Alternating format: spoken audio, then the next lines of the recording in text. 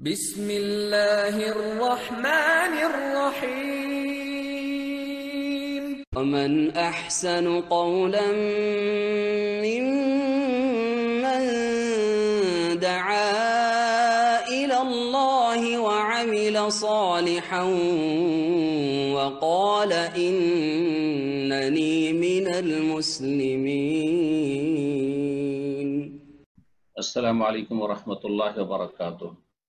إن الحمد لله نحمده ونستعينه ونستغفره ونعوذ بالله من شرور أنفسنا ومن سيئات أعمالنا من يهده الله فلا مضل له ومن يضلل فلا هادي له وأشهد أن لا إله إلا الله وحده لا شريك له وأشهد أن محمدا عبده ورسوله صلى الله تعالى عليه وعلى آله وصحبه وسلم تسليما كثيرا أما بعد. সম্মানিত শ্রোতা ও দর্শক মণ্ডলী, আল্লাহ রাব্বুল আলামিনের প্রশংসা এবং শেষ রাসূল মুহাম্মদ সাল্লাল্লাহু আলাইহি সাল্লামের উপর সালাত ও সালামের পরে আজ 25শে মুহররম 1442 হিজরি মোতাবেক 13ই সেপ্টেম্বর 2020 আমাদের সাপ্তাহিক যে ধারাবাহিক আলোচনা চলে আসছে তার পর্ব নম্বর 15। বিষয়বস্তু আমাদের নাজাত প্রাপ্ত দলের আকীদা সম্পর্কে। এতদিন পর্যন্ত যে আলোচনাগুলি হইল গত, যা আমরা শেষ করেছি, তাতে আরকানুল ইসলাম, ইসলামের যে স্তম্ভগুলি 5টি, সেসব নিয়ে আলোচনা হয়েছে। আর তারপরে এখন ঈমান সম্পর্কে লেখক আলোচনা শুরু করেছেন। আজকে আমরা ঈমান সম্পর্কে প্রথম আলোচনা শুরু করব। লেখক বলছেন যে মাহুয়াল ঈমান, ঈমান কি জিনিস, ঈমান কাকে বলে। এখানে ঈমানের অর্থ কি, ঈমান বলতে কি বুঝায়, এসব বিষয়গুলি আসবে। এবং ঈমানটা একই অবস্থায় থাকে না কমে বাড়ে, এভাবে ঈমানের পরিচিতি দেওয়া হয়েছে। কখনো কখনো ঈমান সম্পর্কে জিজ্ঞাসা করা হলে সেটা ঈমানের যে দিকগুলি রয়েছে বা গুরুত্বপূর্ণ মৌলিক বিষয়গুলি রয়েছে আরকানুল ঈমান, তা দিয়ে বোঝানো হয়েছে। যেমন জিবরাইল আলাইহিস সালাতু সালামের হাদিস, যখন তিনি রাসূলুল্লাহ সাল্লাল্লাহু আলাইহি ওয়াসাল্লামকে জিজ্ঞেস করেন যে আখবিরনি মাল ঈমান, আচ্ছা বলুন তো ঈমান কি, তখন রাসূলুল্লাহ সাল্লাল্লাহু আলাইহি ওয়াসাল্লাম ঈমানের 6টি রকম বা 6টি স্তম্ভ বলেছিলেন। আনতুমিনা বিল্লাহি ওয়া মালাইকাতিহি ওয়া কুতুবিহি ওয়া রুসুলিহি ওয়াল ইয়াউমিল আখির ওয়া তু'মিনু বিল কদরি খাইরিহি ওয়া শাররিহি। এগুলি হচ্ছে ঈমানের মৌলিক বিষয়, যে এই বিষয়গুলি আপনাকে প্রথম বিশ্বাস করতে হবে, বিশ্বাসের আগে জানতে হবে, মানে এই সম্পর্কে আপনাকে জ্ঞান অর্জন করতে হবে, নলেজ থাকতে হবে। তারপরে সেই জ্ঞান অনুযায়ী, সহি জ্ঞান অনুযায়ী সহি বিশ্বাস করতে হবে অকাট্যভাবে, আর সে অনুযায়ী আপনার জীবন যাপন করতে হবে। আপনার এই বিশ্বাসের ভিত্তিতে আপনাকে আপনার জীবন গড়ে তুলতে হবে। এখানে ঈমানের অন্য দিক নিয়ে আলোচনা করছেন লেখক। তা হচ্ছে ঈমান বললে কি বুঝায়, ঈমান কথার নাম না কাজের নাম না সবগুলির নাম। ঈমানের শাব্দিক অর্থ যদিও তিনি উল্লেখ করেননি, আমি ইনশাআল্লাহ তাআলা সেখানে সংযোজন করে দেব। আর তারপরে অন্তরের দিক রয়েছে, জবান বাকশক্তির দিক রয়েছে, মানুষের অঙ্গ প্রত্যঙ্গের আমলের দিক রয়েছে। এই সমস্ত দিকগুলিকে ঈমান শামিল। ঈমান বাড়ে কমে, কেন বাড়ে কমে ইত্যাদি। সুতরাং যখন বাড়ে কমে তখন মুমিন মুসলিমরা সকলে একই স্তরের নয়। একই সাথে আমরা বসে আছি, সবাই কিন্তু একই স্তরের মুমিন মুসলিম নয়। কেউ ওপরে আছে, কেউ নিচে আছে, কেউ মাঝখানে আছে। বহু স্তরে মানুষ জীবন যাপন করছে ঈমান ইসলামের। তো এই ভূমিকার পরে শুরু করি। লেখক যা বলছেন আল ঈমান কাউলুন ওয়া আমালুন। ঈমান হচ্ছে কথার নাম আর কাজের নাম, কথার নাম আর কাজের নাম। ঈমান কথার নাম কাজের নাম, তাহলে ঈমানের শাব্দিক অর্থটা আমরা দেখি। যেটা খুব প্রসিদ্ধ সেটা হচ্ছে ঈমান মানে তাসদীক। ঈমান মানে বিশ্বাস করা বা বিশ্বাস স্থাপন করা। এটা খুব প্রসিদ্ধ কথা, কিন্তু অনেক সময় প্রসিদ্ধ কথা অসম্পূর্ণ থাকে অথবা সূক্ষ্ম হয় না। যেমন রাসূলুল্লাহ সাল্লাল্লাহু আলাইহি সাল্লামের জন্মের তারিখ হচ্ছে 12 রবিউল আউয়াল, খুব প্রসিদ্ধ, ছোট থেকে বড় মুসলিমরা প্রায় জানে যে 12 রবিউল আউয়াল রাসূলুল্লাহ সাল্লাল্লাহু আলাইহি ওয়াসাল্লামের জন্মদিন। কিন্তু এর চাইতে শক্তিশালী মত হচ্ছে অন্যটি, সেটা 9 রবিউল আউয়াল। তো এইরকম অনেক বিষয় রয়েছে, প্রসিদ্ধ কিছু থাকে, কিছু কথা খ্যাতি লাভ করে, কিন্তু আসলে সেটা অবাস্তব অথবা সূক্ষ্ম নয়, কথাটি অসম্পূর্ণ, একেবারে মিথ্যা, অবাস্তব না হইলেও অসম্পূর্ণ, সূক্ষ্ম নয়, ওতে কিছু মানে ছিদ্র পথ থেকে যাচ্ছে ইত্যাদি। ঠিক তেমনই এই বিষয়টি, ঈমান মানে শুধু বিশ্বাস বা বিশ্বাস স্থাপন করা, এই কথাটি অসম্পূর্ণ কথা, সূক্ষ্ম নয়, যথেষ্ট নয়। বরং ঈমান মানে গবেষক আইমায়ে কেরামদের নিকটে ঈমান মানে তাসদীক মাল ইজআন, বিশ্বাসের সাথে সাথে মেনে নেওয়া, বিশ্বাস তার সাথে সাথে মেনে নেওয়া, জি, তাহলে ঈমান হবে। এ কথাটি সহজভাবে বুঝাই।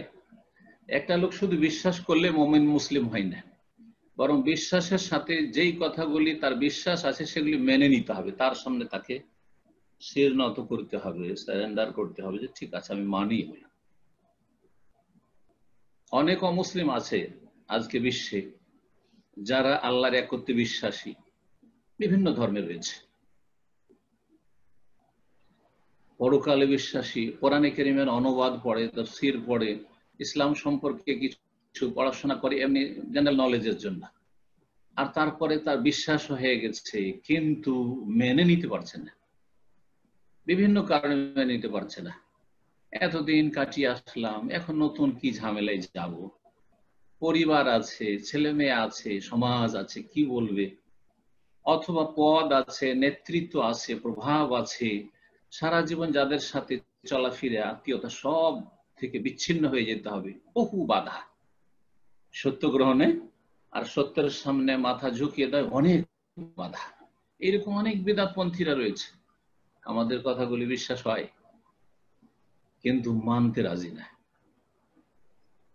যে কোনো কারণ সেখানে লুকিয়ে আছে, অহংকার কাজ করছে, না হলে মান সম্মান, হ্যাঁ, আত্মমর্যাদা বোধ কাজ করছে, লোকে কি বলবে এতদিন কেন বলিনি আমরা, ছোট হয়ে যেতে হবে, অথবা যে কোনো কিছু হোক না কেন, সমাজ বাধা, এত মান ইজ্জত সম্মান, হ্যাঁ, এই পীর বুজুর্গি চলছে, সব চলে যাবে হাত থেকে, ইনকাম সোর্স, ধর্ম ব্যবসা চলছে, সব চলে যাবে, বহু বিষয় রয়েছে। আল্লাহ রাব্বুল আলামিন ফেরাউন, যাকে তার নেতৃত্ব এবং নেতৃত্বের অহংকার আর দাপট তাকে সত্য গ্রহণে বাধা দিয়েছিল, রব্বুল আলামিন বলছে ওয়াজাহাদু বিহা, এই ফেরাউন এবং ফেরাউনের সভাসদ যারা, এরা অস্বীকার করেছিল, কিন্তু অন্তরে ইয়াকিন ছিল, ওয়াস্তাইকানাথা আনফুসুহুম যুলমান ওয়া উলুওয়া, অথচ তাদের মনে ইয়াকিন ছিল, দৃঢ় প্রত্যয় ছিল। বাড়াবাড়ি করে তাহলে জুলমের কারণ, মানুষ জুলম করলে সত্যকে পায় না, উলুওয়ান এবং দাম্ভিকতার কারণে নিজেকে, নিজের বড়ত্ব সাব্যস্ত রাখতে চাইলে যে আমি সবসময় বড় থাকবো, ছোট হব না, তাহলে হক পাবে না। তো ঈমান যদি শুধু বিশ্বাসের নাম হয় বা ঈমানের শাব্দিক অর্থ শুধু বিশ্বাস হয়, তাহলে যারা অন্তরে বিশ্বাস রাখে অমুসলিম কিন্তু মেনে নিতে পারছে না ইসলামকে, ঈমানের বিষয়াদিকে, যেগুলো বাহ্যিক অথবা আভ্যন্তরীণ রয়েছে মেনে নিতে পারছে না, তো প্রকাশ করতে পারছে না, স্বীকৃতি দিতে পারছে না, স্বীকৃতি দেওয়া আবশ্যক। সে মুসলিম নয়, কখন মুসলিম নয়। সে যে মুসলিম হইতো তাহলে রোমের রাজা যে হেরাক্ল ছিল, সে পাক্কা মুসলিম হইতো, কারণ তার এত বিশ্বাস ছিল, অকাট্য বিশ্বাস, সে বলছে যদি আমি নিশ্চিত হইতে পারতাম যে আমি মদিনা পৌঁছিতে পারবো নিরাপদ, তাহলে রাসূলুল্লাহ সাল্লাল্লাহু আলাইহি ওয়াসাল্লামের কাছে আমি পৌঁছে যেতাম। ওয়ালা গাসালতু আন কদমাইহি, তার দুই পা ধুইয়ে দিতাম। ওয়া তাজাশশামতু লিকাআহু, এবং যে কোনো কষ্ট করে, যে কোনো কষ্ট স্বীকার করে তার সাথে সাক্ষাৎ করে ধন্য হইতাম। কিন্তু আমি জানছি যে ইসলামের ঘোষণা করলে রোমান খ্রিস্টানরা আমাকে মেরে দেবে, রাজত্ব তো যাবে যাবে, জানটাও চলে যাবে না। সুবহানাল্লাহ। সুতরাং সে কাফের হয়ে মারা গেছে। পক্ষান্তরে নাজাশী, আবেসিনিয়ার রাজা, সে একা ইসলাম গ্রহণ করেছে। তার জানাজা পড়ার কোনো লোক ছিল না, গায়েবানা জানাজা রাসূলুল্লাহ সাল্লাল্লাহু আলাইহি ওয়াসাল্লাম পড়েছে, একা ইসলাম গ্রহণ ঝুঁকি নিয়েছে। নাজাশীরও বিশ্বাস ছিল আর হেরাক্লেরও বিশ্বাস ছিল, কিন্তু একজন মুমিন মুসলিম হয়ে মারা গেছে আর একজন কুফরি অবস্থায় মারা গেছে। তাহলে ঈমান মানে শুধু তাসদীক, বিশ্বাস করা, এই কথাটি সূক্ষ্ম নয় বা যথেষ্ট নয়। কি বলতে হবে? আত-তাসদীক মাল ইযআন, বিশ্বাসের সাথে সাথে স্বীকার করে নেওয়া, স্বীকৃতি দেওয়া বা মেনে নেওয়া। যেই ব্যক্তি অন্তর থেকে জেনে বিশ্বাস করবে আর বিশ্বাস করার সাথে সাথে স্বীকৃতি দেবে যে আমি স্বীকার করছি, আশহাদু আল্লা ইলাহা ইল্লাল্লাহ ওয়া আশহাদু আন্না মুহাম্মাদান রাসূলুল্লাহ, এটা স্বীকার করা, প্রকাশ করা, যে অন্তরের স্বীকৃতিকে কথার দ্বারা প্রকাশ করা। কালেমায়ে শাহাদাত পড়বে, শাহাদাতাইন। আর যেটা বললাম যে মেনে নেবে। তো এই ছিল ঈমানের শাব্দিক অর্থ। আল ঈমান আত-তাসদীক মাল ইযআন, বিশ্বাসের সাথে সাথে মেনে নেওয়া বা স্বীকৃতি দেওয়া। আর তার সংজ্ঞা, ঈমানের সংজ্ঞা যখন বলবো তখন এই সংজ্ঞা হচ্ছে কওলুন ওয়া আমাল। ঈমান হচ্ছে কিছু কথার নাম, কিছু কাজের নাম, বেশ কিছু কথা এবং বেশ কিছু কাজের নাম। তারপরে আরো, এটা হচ্ছে প্রথম অংশ। দ্বিতীয় অংশ এই সংজ্ঞার কওলুল কলবি ওয়াল লিসান, মনের কথা এবং জবানের কথা। কথা দুই রকম হয়, মনের কথা হয়, হৃদয়ের কথা, আর ওয়াল লিসান আর বাক শক্তির কথা, জবানের কথা। সাধারণত যারা মোটা খায়, মোটা বুঝি, মনে করি যে কথা শুধু জবান দিয়ে, জিহ্বা দিয়ে হয়, বাক শক্তি দিয়ে না, কিন্তু মনের কথা হয়। আমাদের হৃদয় কথা বলে, মনের কথা বলে একটা কথা আমাদের বাংলা ভাষাতেও আছে। কোনো একটি কথা কেউ আলোচনা করছে, বলছে, বা কোনো একটা সিদ্ধান্ত পেশ করছে, মত বিনিময় চলছে, একজন একটা সিদ্ধান্ত পেশ করতে বা একটা পরামর্শ দিতে বা একটা প্রস্তাব পেশ করতেই অন্যরা বলে উঠছে কেউ যে এটাই হচ্ছে আমার মনের কথা, এটাই হচ্ছে আমার মনের কথা। তার মানে এটাই আমার অন্তরে বসেছিল কথাটি, মানে এই সম্পর্কে আমার জ্ঞান ছিল, নলেজ ছিল, এবং এটাই আমি বিশ্বাস করি, এটাই আমি বিশ্বাসী যে এটা ভালো হবে। তাহলে মনের কথা আশা করি বুঝতে পেরেছি। তো ঠিক তেমনি ঈমান যে কথা এবং কাজের নাম, বেশ কিছু কথার নাম, বেশ কিছু কাজের নাম। কথাটা কিসের? বলছে মনেরও কথা আর জবানেরও কথা হইতে হবে। মনের কথা কি? ওলামারা, অভিজ্ঞ ওলামারা এই পার্থক্যটা করেছেন, মনের কথাও হয় আর মনের কাজ হয়। মনের কাজের দিকে আসছি, হৃদয় বা অন্তরের কাজের দিকে আসছি পরে। এখন মনের কথা বা অন্তরের কথার ব্যাখ্যা করি। এই কথাগুলি অনেকেই এই সম্পর্কে লেখাপড়া করলেও তাদের সামনে অস্পষ্ট, বুঝতে পারেন না যে মনের কথা কি হইতে পারে ঈমান সম্পর্কে। জি, ভালো করে আজকে শুনে নেন এবং আশা করি মনে রাখার চেষ্টা করবেন এই সূক্ষ্ম কথাগুলি। ঈমান হচ্ছে মনের কথা, মানে আল ইলম ওয়াল ঈমান।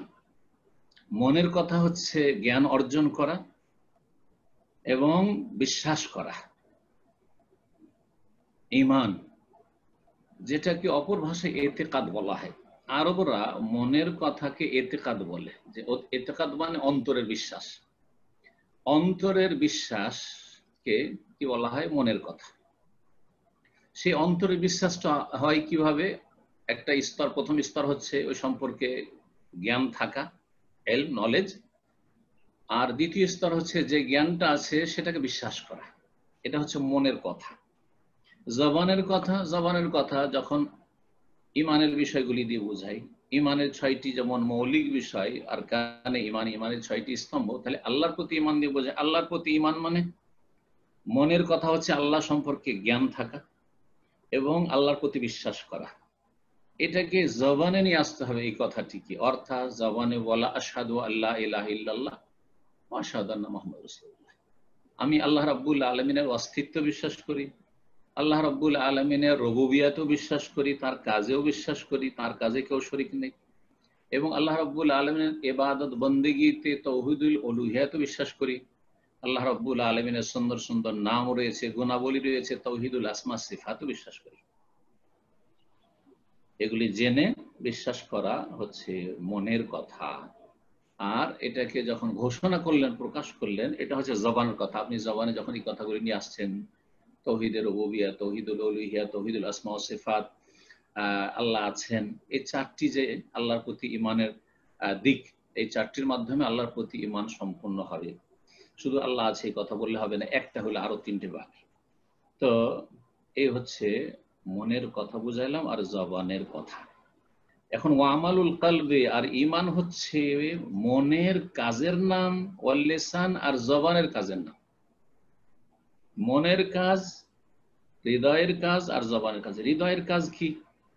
হৃদয় অনেক কাজ করে, যেমন আমাদের অঙ্গ প্রত্যঙ্গগুলি কাজ করে, চোখ কাজ করে, হাত কাজ করে, পা কাজ করে, নাক মুখ সবকিছু, কান সবকিছু কাজ করে। সেই কাজগুলি ভালো কাজ করে, কারো অঙ্গ প্রত্যঙ্গ ভালো কাজ করে, কারো অঙ্গ প্রত্যঙ্গ মন্দ কাজ করে।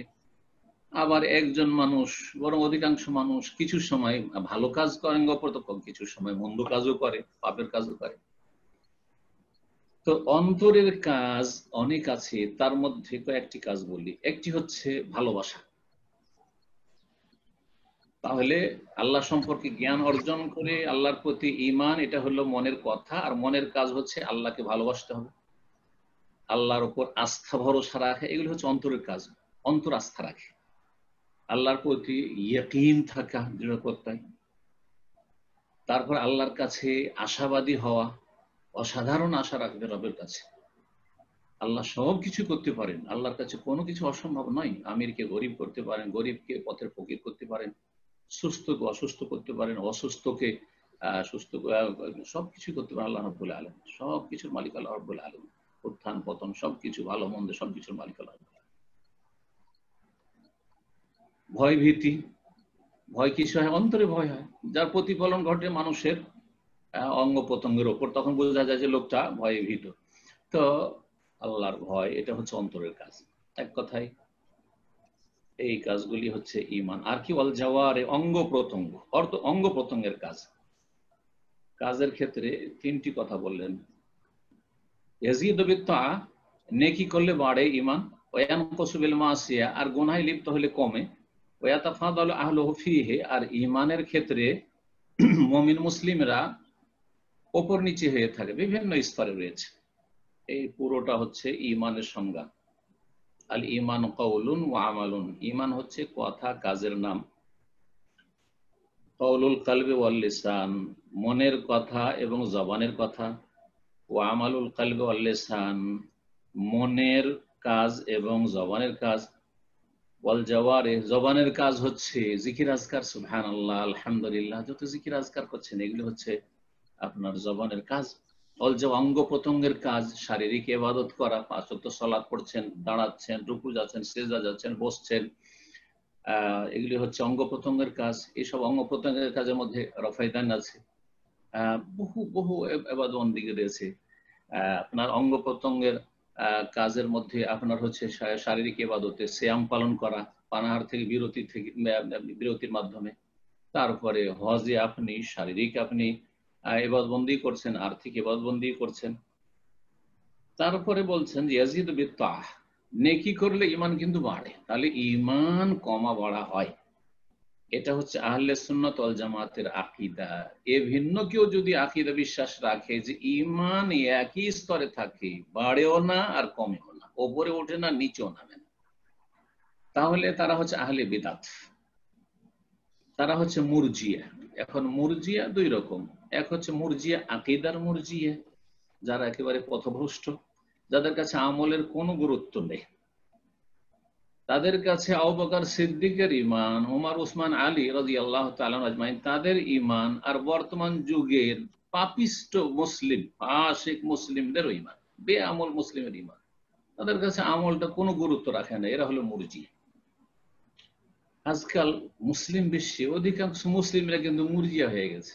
তার মানে মনে করে যে জন্মসূত্রে মুসলিম হলেই আর কালেমাটা পড়লেই জান্নাত পেয়ে যাব, একদিন তো একদিন জান্নাত পাবোই। কোনো আমল নাই, মৌলিক আমলও নেই, 5 ওয়াক্ত সালাতও নেই। 5 ওয়াক্ত সালাত ছাড়া জান্নাতের আশা করে বড় বড় আশা নিয়ে বসে আছে।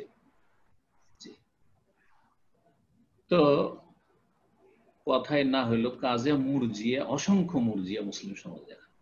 আর আরেক দল মুরজিয়া হচ্ছে আকীদার মুরজিয়া ছাড়া যারা, আকীদার মুরজিয়া কারা? যারা বলছে যে শুধু ঈমান হচ্ছে আর তাসদীক, বিশ্বাসে না, বিশ্বাস করলে মুমিন হয়ে যায়। আর বিশ্বাসটা একই স্তরে থাকে, কারণ কমলে তো সন্দেহ হয়ে যাবে, তো কাফের হয়ে যাবে। সুতরাং কমার প্রশ্ন, যখন কমে না তো বাড়েও না। সুতরাং সমস্ত মুমিন মুসলিম, আবু বকর সিদ্দিক রাদিয়াল্লাহু তাআলা থেকে শুরু করে আর যত সাধারণ একটা মুসলিম কিয়ামত পর্যন্ত সবার ঈমান একই রকম। একেবারে গুমরাহি কথা, সাধারণ মানুষ বুঝতে পারছে। আর একটি দল হচ্ছে মুরজিয়ার, মুরজিয়াতুল ফুকাহা। তারা বলছে যে ঈমান কমে না বাড়ে না, আসল ঈমান যেটা বিশ্বাস সেটাতে কমা বাড়া হয় না, সেটা সবার একই রকম থাকে। তাহলে কি কমে বাড়ে? বলছে ওই যে আমলের কম বেশি হওয়ার কারণে কমে বাড়ে। যার যত নেক আমল বেশি তার ঈমান বেশি বাড়ে, যার গুনাহ বেশি তার ঈমান কমে। এই দিক থেকে এদেরকে মুরজিয়াতুল ফুকাহা বলা হয়েছে। এরাও আহলে সুন্নাত ওয়াল জামাতের আকীদা থেকে সরে আছে, যদিও তাদের গুমরাহিটা আকীদার মুরজিয়াদের মতো গুমরাহি নয়, কিন্তু তবুও এটি হচ্ছে একটি বিভ্রান্তি। সুতরাং সতর্ক সাবধান থাকতে হবে।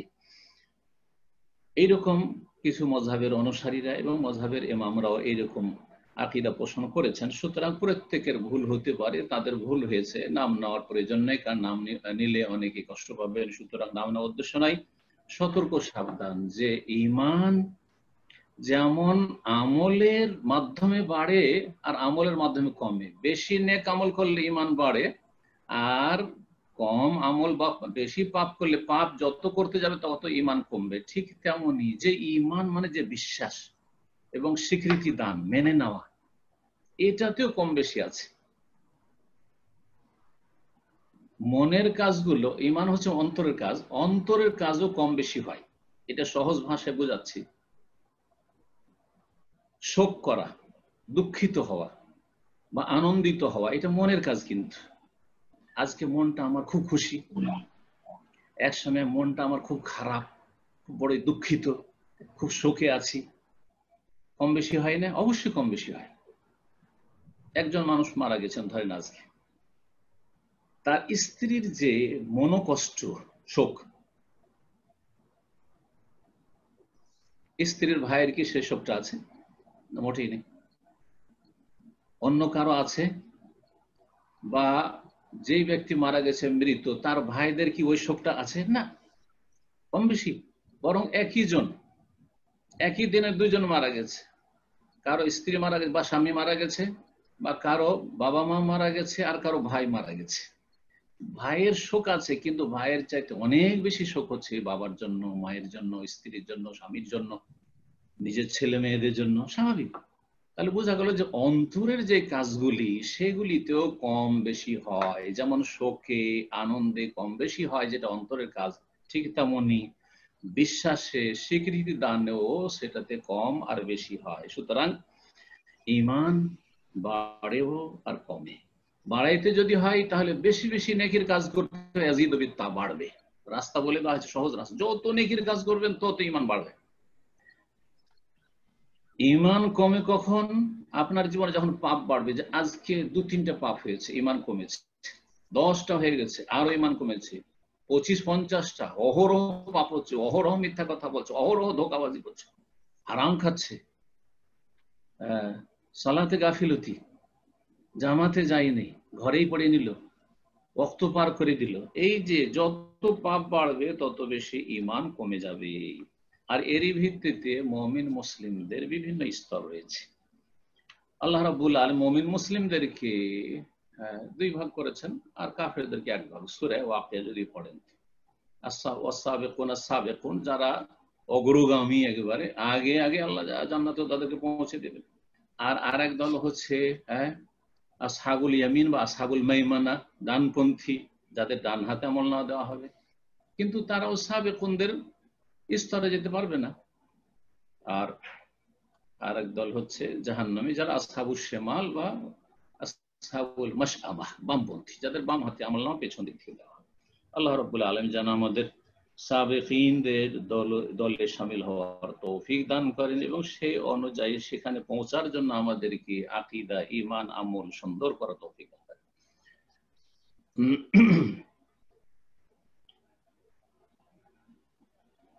দ্বিতীয় বিষয়টি বলছে মাদ-দালিল আলা কাউনিহি কাওলান ওয়া আমালান।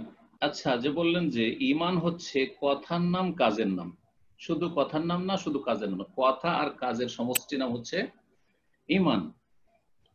কথার ক্ষেত্রে মনের কথা, মনের কাজ, আর কাজের ক্ষেত্রে তিনটি অঙ্গ প্রত্যঙ্গ: অন্তরের কাজ, জবানের কাজ আর অঙ্গ প্রত্যঙ্গের কাজ।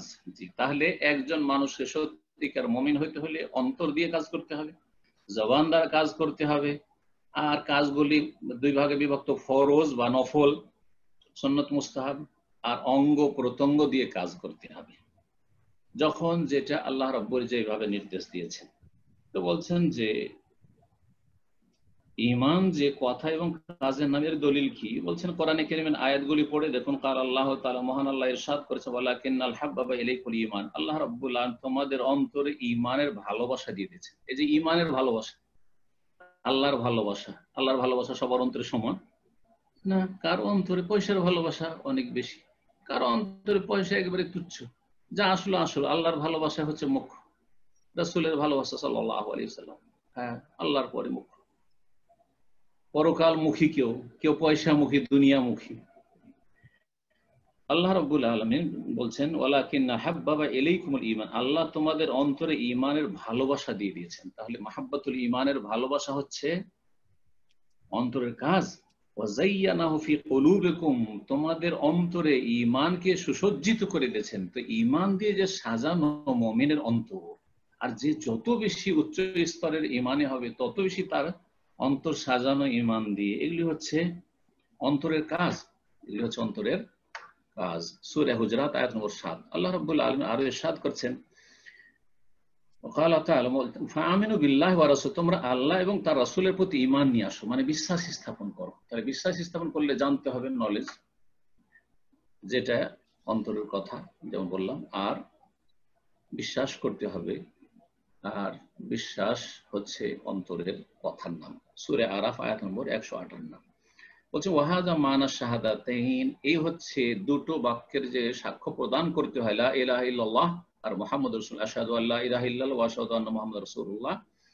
এই দুটো বাক্যের অর্থ, লা ইয়াদখুলুল আবদু ফিদ-দীন ইল্লা বিহিমা, কোন বান্দা অতক্ষণ পর্যন্ত দ্বীনে ইসলামে প্রবেশ করতে পারবে না যতক্ষণ পর্যন্ত এই দুটো বাক্যের সাক্ষ্য প্রদান না করবে, অন্তরের বিশ্বাসের সাথে, অন্তরের কথার সাথে, অন্তরের আমলের সাথে। আগে অন্তরের আমল, অন্তরের কথা, অন্তরের বিশ্বাস, অন্তরের জ্ঞান এবং অন্তরের স্বীকৃতি, আর তারপরে জবান দ্বারা স্বীকৃতি, আশহাদু আল্লা ইলাহা ইল্লাল্লাহ ওয়া আশহাদু আন্না মুহাম্মাদান আবদুহু ওয়া রাসূলুহু, সাক্ষ্য প্রদান করছি যে আল্লাহ ছাড়া আমার কোন সত্য মাবুদ নেই, এবং সাক্ষ্য প্রদান করছি যে মুহাম্মদ আল্লাহর বান্দা এবং রাসূল।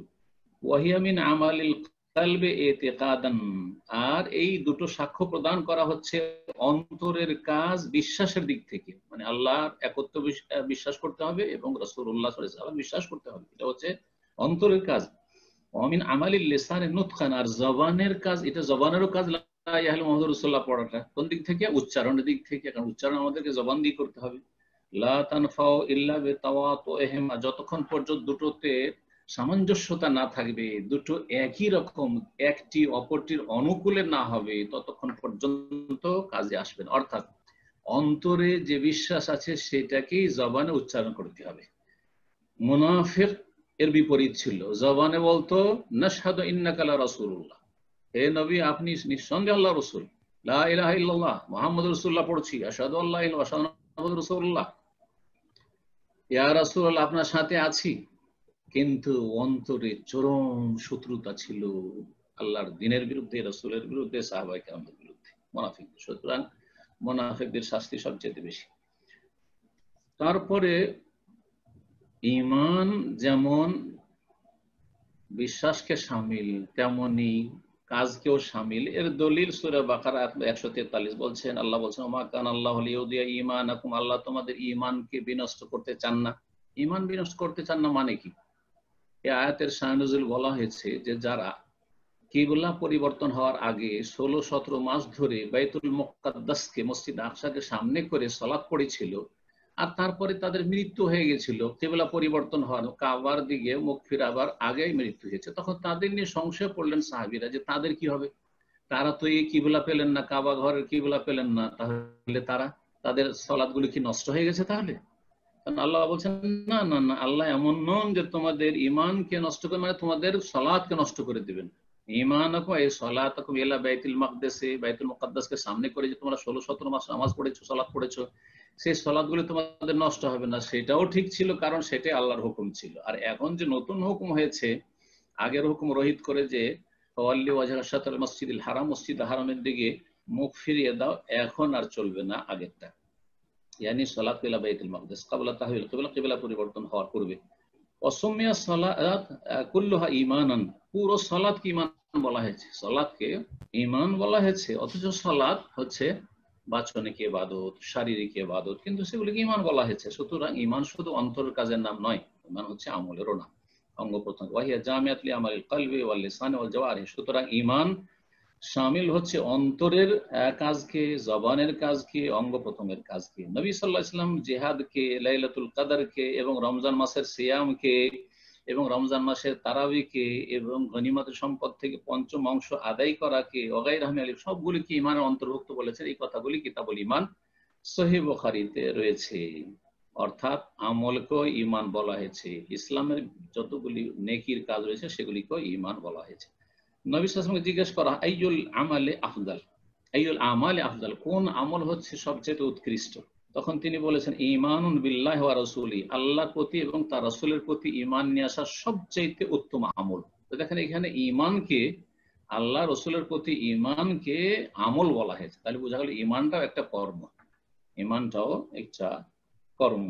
এই হাদিস বুখারী মুসলিমে রয়েছে। আর তার আগে যে হাদিসগুলো রয়েছে রমজানের সিয়াম এবং তারাউই আর লাইলাতুল কদর, এগুলি সম্পর্কে সহিহ বুখারীর হাদিস, মান সামা রমাদান ঈমান ওয়া ইহতিসাবান গুফিরা লাহু মা তাকাদ্দাম মিন যামবিহি ওয়া মান কামা রমাদান ঈমান ওয়া ইহতিসাবান গুফিরা লাহু মা তাকাদ্দাম মিন যামবিহি ওয়া মান কামা লাইলাতুল কদরি ঈমান ওয়া ইহতিসাবান গুফিরা লাহু মা তাকাদ্দাম মিন যামবিহি ঈমানান।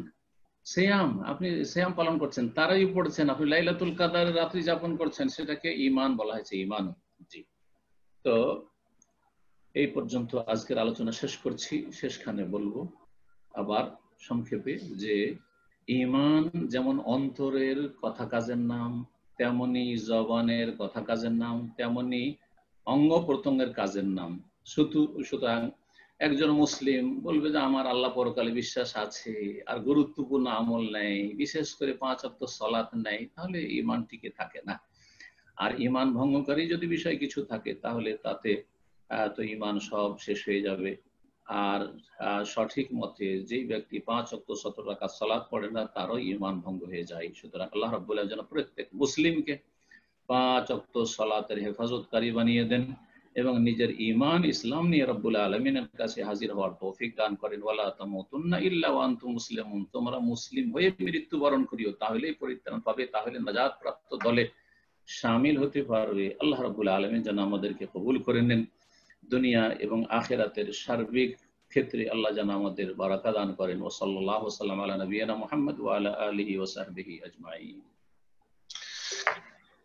জাযাকাল্লাহ খায়রান। সম্মানিত দ্বীনী ভাই বোনেরা, ইনশাআল্লাহ এখনই আমাদের প্রশ্নোত্তর পর্ব শুরু হবে। তার পূর্বে যারা নতুন লাইনে আছেন তাদের উদ্দেশ্যে কিভাবে শেখের কাছে আমরা প্রশ্ন করতে পারি সে বিষয়বস্তু জানিয়ে দিচ্ছি। আমাদের ফোনের স্ক্রিনে, মেইন স্ক্রিনে মোর অপশনে ক্লিক করার পরে আমরা দেখতে পাবো যে রেইজ হ্যান্ড একটা অপশন আছে। তো আমরা রেইজ হ্যান্ড সিলেক্ট করব। তো আমরা ইনশাআল্লাহ চেষ্টা করব যারা হ্যান্ড রেইজ করেছেন বাই সিরিয়ালি আপনাদের প্রশ্নগুলো শেখের কাছে উপস্থাপন করার জন্য ইনশাআল্লাহ ধারাবাহিকভাবে আমরা চেষ্টা করব আপনাদের প্রত্যেকেরই প্রশ্ন নেওয়ার জন্য। আল্লাহ আমাদের জন্য তৌফিক দান করেন, আমিন। তো ইনশাআল্লাহ শুরুতেই প্রশ্ন করবেন তাসলিমা বেগম, আপনি প্রশ্ন করুন। আসসালামু আলাইকুম সাইদ। ওয়ালাইকুম আসসালাম ওয়া রাহমাতুল্লাহি ওয়া বারাকাতুহু। জি বলেন। কেমন আছেন? শরীরটা এখন ভালো? জি আলহামদুলিল্লাহ ভালো আছি।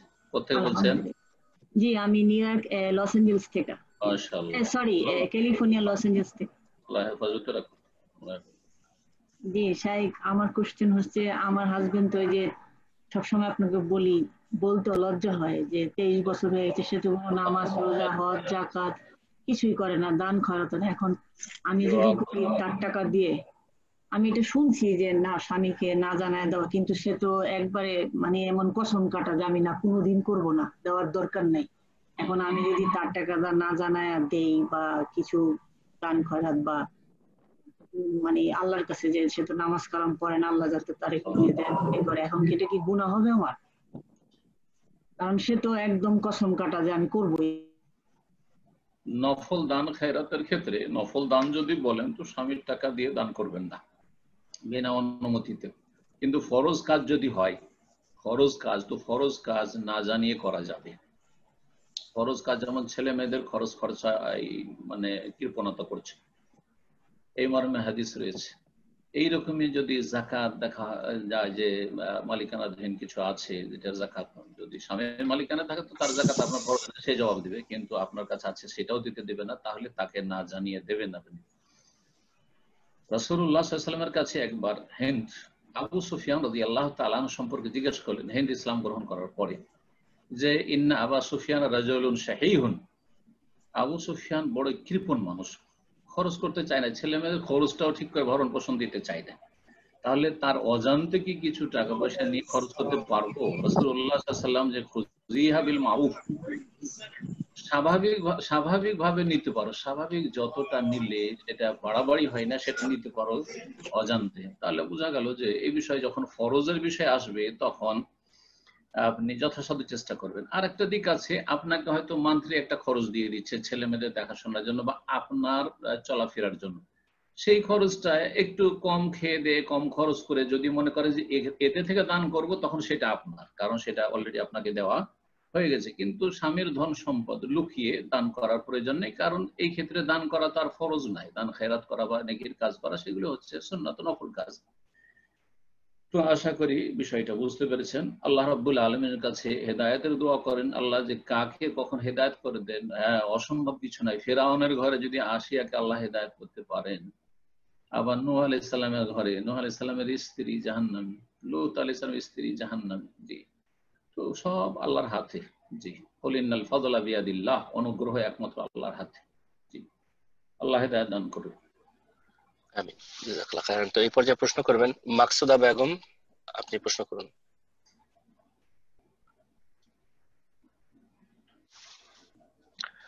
আসসালামু আলাইকুম। ওয়ালাইকুম আসসালাম ওয়া রাহমাতুল্লাহি ওয়া বারাকাতুহু। জি বলেন।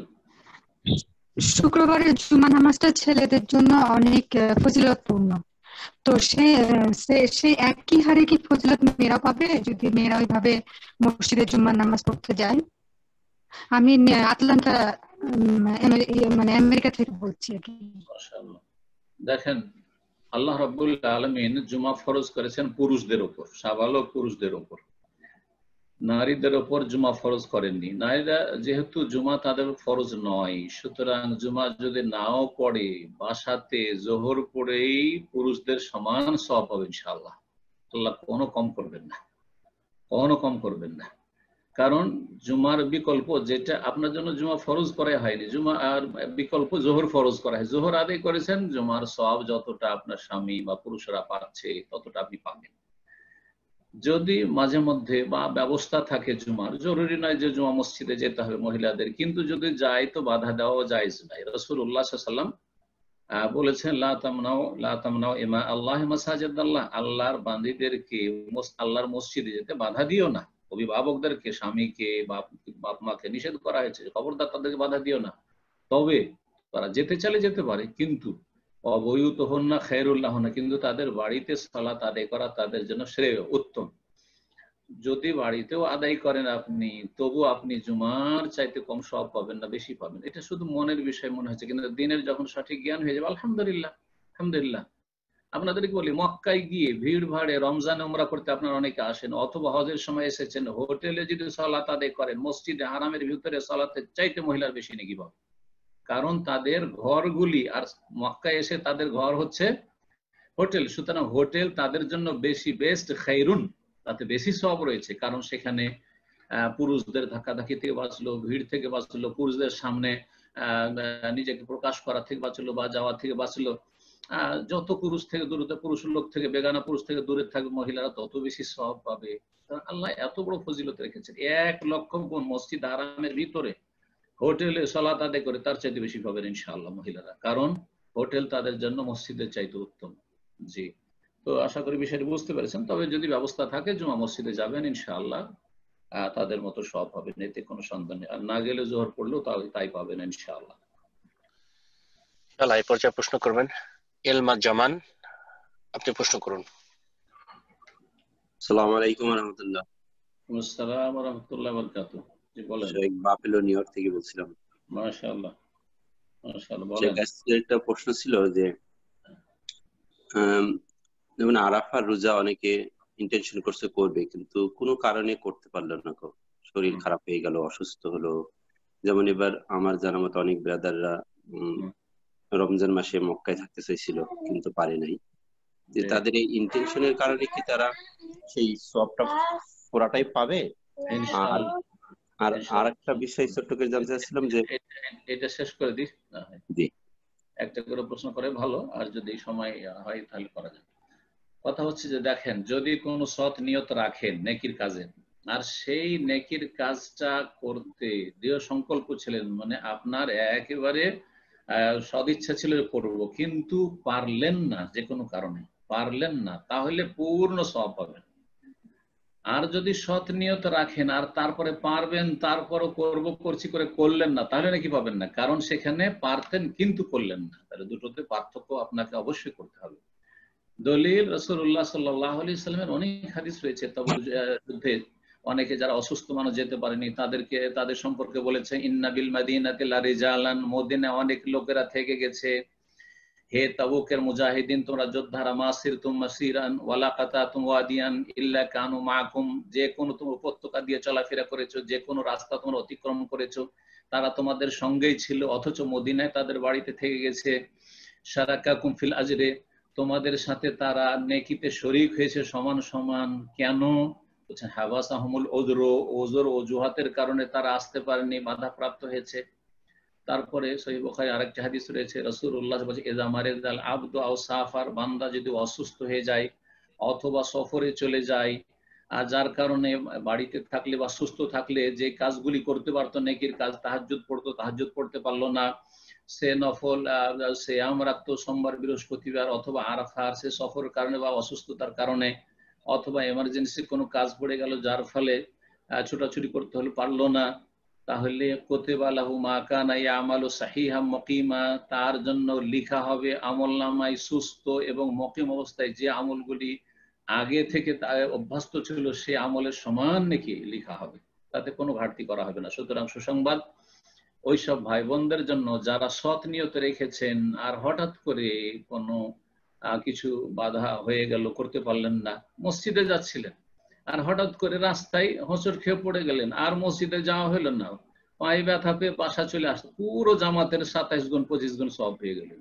এক কথাই এই মর্মে অনেক দলিল রয়েছে, ইন্নামাল আমালু বিন্নিয়াত, মানুষের আমল আসলে নির্ভর করে নিয়তের উপর, আপনার সৎ নিয়ত।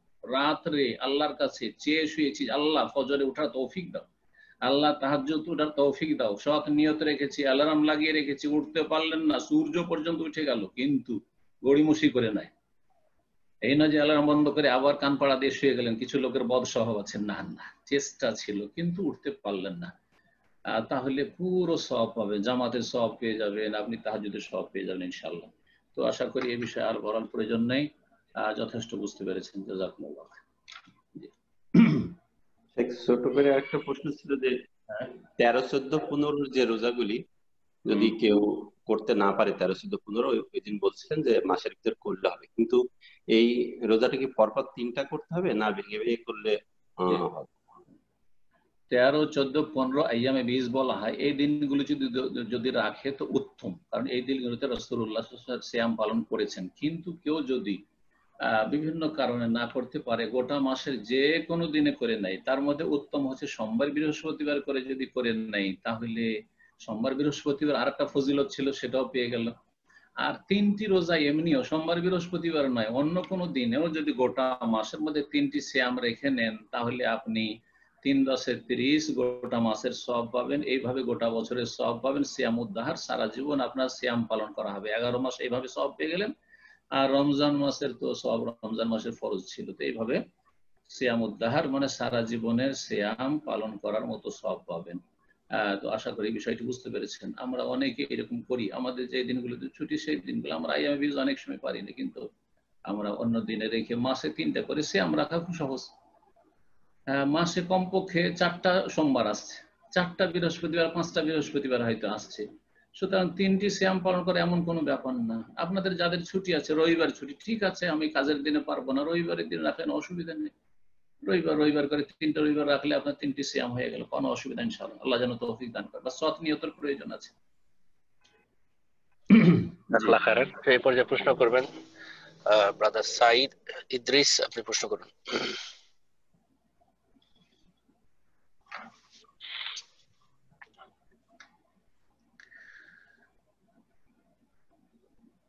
জি, শোনা যাচ্ছে না। জি, সাইদ ইদ্রিস, আপনি প্রশ্ন করুন। ইনশাআল্লাহ সম্ভবত সিস্টেমে প্রবলেম হচ্ছে, তো এই পর্যায়ে প্রশ্ন করবেন উর্মিলা আক্তার উর্মি, আপনি প্রশ্ন করুন। জি, আসসালামু আলাইকুম রাহমাতুল্লাহি ওয়া বারাকাতুহু। ওয়ালাইকুম আসসালাম ওয়া রাহমাতুল্লাহি ওয়া বারাকাতুহু। বলেন। জি, আমি জার্মানি থেকে বলতেছি। মাশাআল্লাহ। আমি বেশ কয়েকদিন যাবত থেকে কথা আলোচনার চেষ্টা করতেছি, কিন্তু আমাদের এখানে মাগরিবের টাইমটা আর এই কনফারেন্সের টাইমটা এক সময় হয়ে যাওয়ার কারণে মানে করা হচ্ছে না।